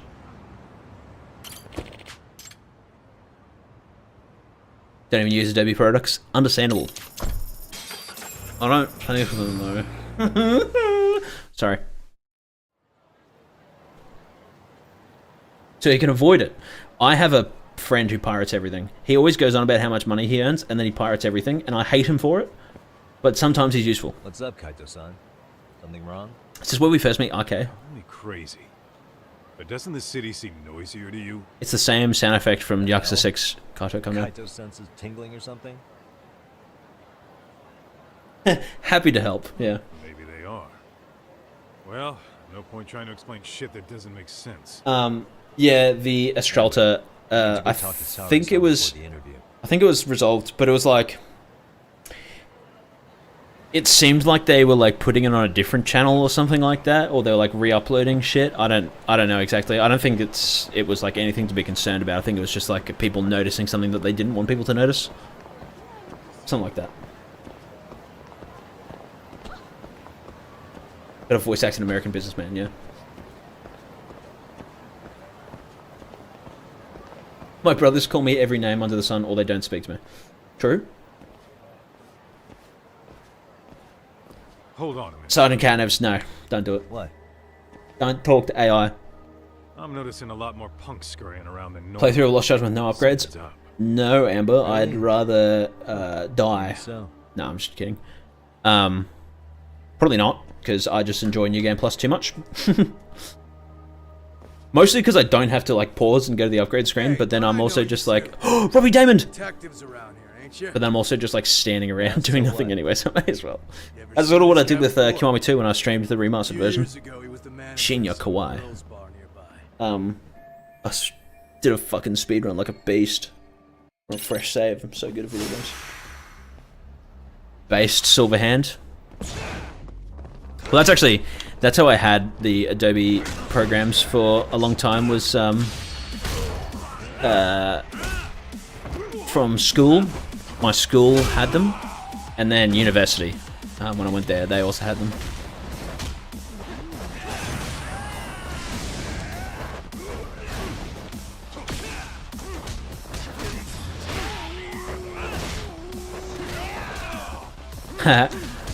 Yeah, Makoto goes fucking blonde.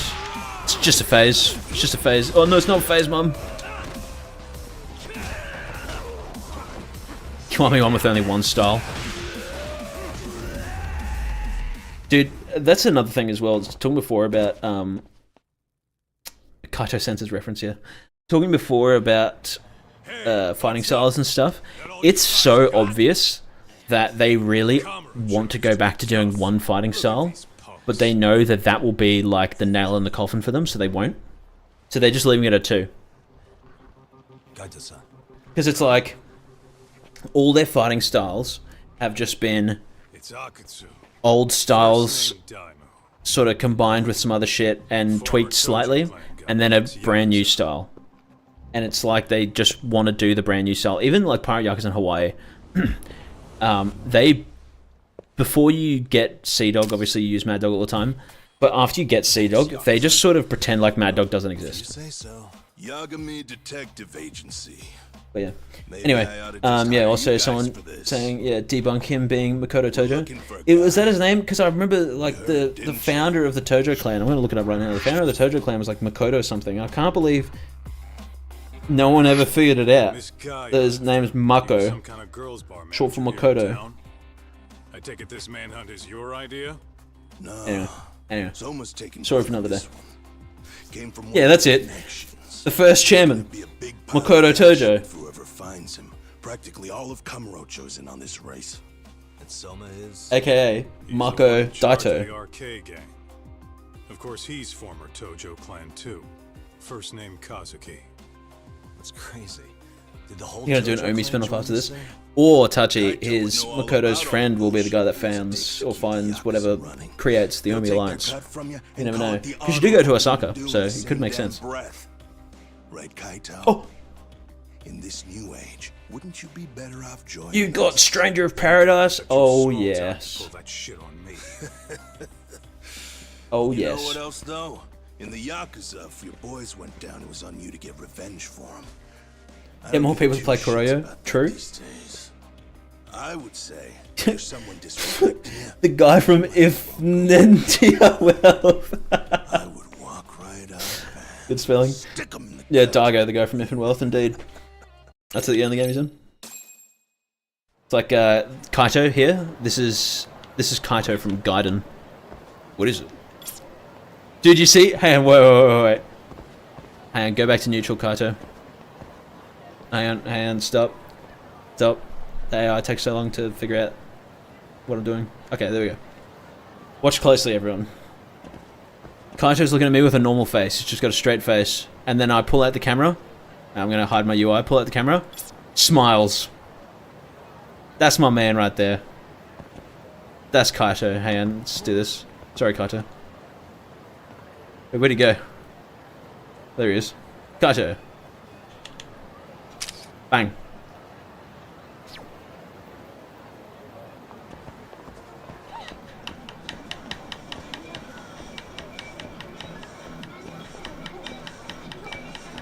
Chairman during the events of Yakuza 0. Oh my god.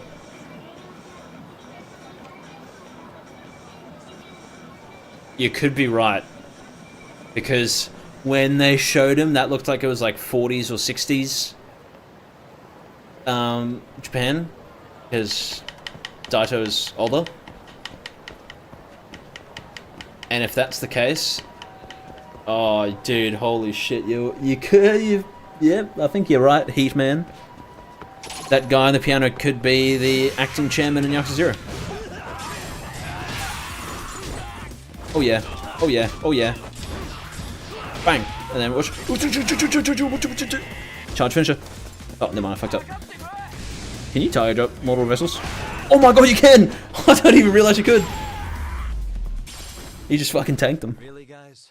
Watch this. Blame Shifter. Blame Shifter Gaming. Welcome. Oh yeah, Blame Shifter. It's pretty tasty. Thanks. Let's hit it.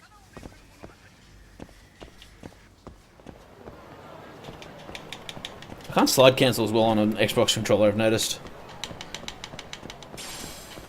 And wait, let me... Yeah, what the hell?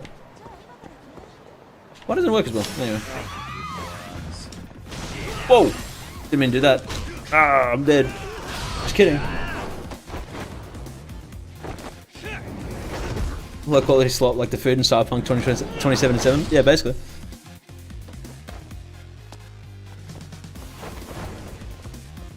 What if instead of the Kaito files, it was called the Kaito flies in Flyblade? True? Well, bam! Is this the bar that fucking Daigo and Mina go to? What is it? Is that where this is? Actually, this looks like it could be where it is in Kiwami 3 because I remember it was like around the corner from Wet Kitchen. I don't know. Or, no, it's not Wet Kitchen, it's like Vet Kitchen. Vette. I don't know. It's German. Who speaks German? No one. No one speaks German.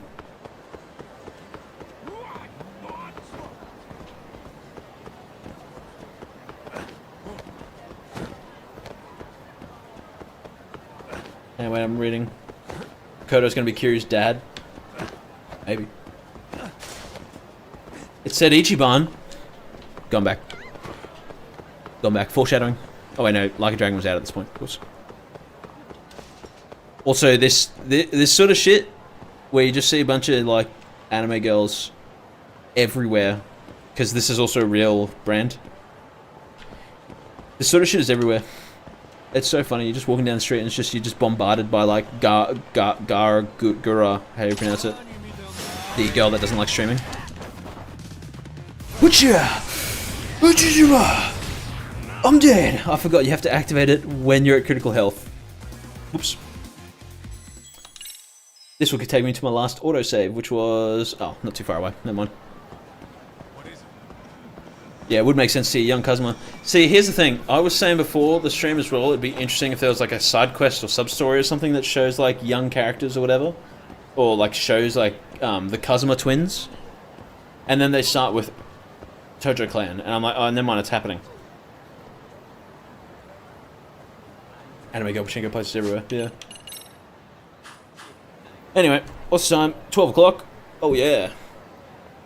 I'm going to end the stream here and get a shitload of water. I don't know when I'll stream next, or what I'll stream next, or when I'll actually upload a video. Fortunately, I said before, all the shit I've been doing in real life, fortunately, is like mostly over. So hopefully, the new video will be soon, but I don't know. I think Puppet 1's going to give me a new video as well to work on that he'll probably want done in like a week or something. I'll have to lock in on that. But oh well. My last wet was right, yeah. I tell you, yeah, wet kitchen. It's like when you see cafe, no, cafe. Oh yeah. Take that. European languages that are all rather similar to each other, and then for some reason English is really different even though they all stem from the same language. I don't know why the fuck English is like that. Anyway. Have a great Austral day. Austral night. It is Australia Day. Not Australia Day. Yeah. When am I making a Discord server? Hopefully never. I'm way too afraid of doing that shit. It's scary. But nice. That's Mac from Kiwami 3 there, Amber. They just spammed in the chat. Anyway. I'm alt tabbing to my fucking end screen. Where is it? Where are you? Let's do this. Bang. Oh yeah. Oh yeah, boys. Thanks everyone for being here. Thanks everyone for dealing with my rants where I just screamed for like an hour. I apologize, but I'm angry at many things. I'll hopefully see you all soon. Have a good Austral day, Austral night. Have a good gaming. Enjoy gaming. Everyone go play. If you have an Xbox, everyone go play Lost Odyssey right now. Oh yeah.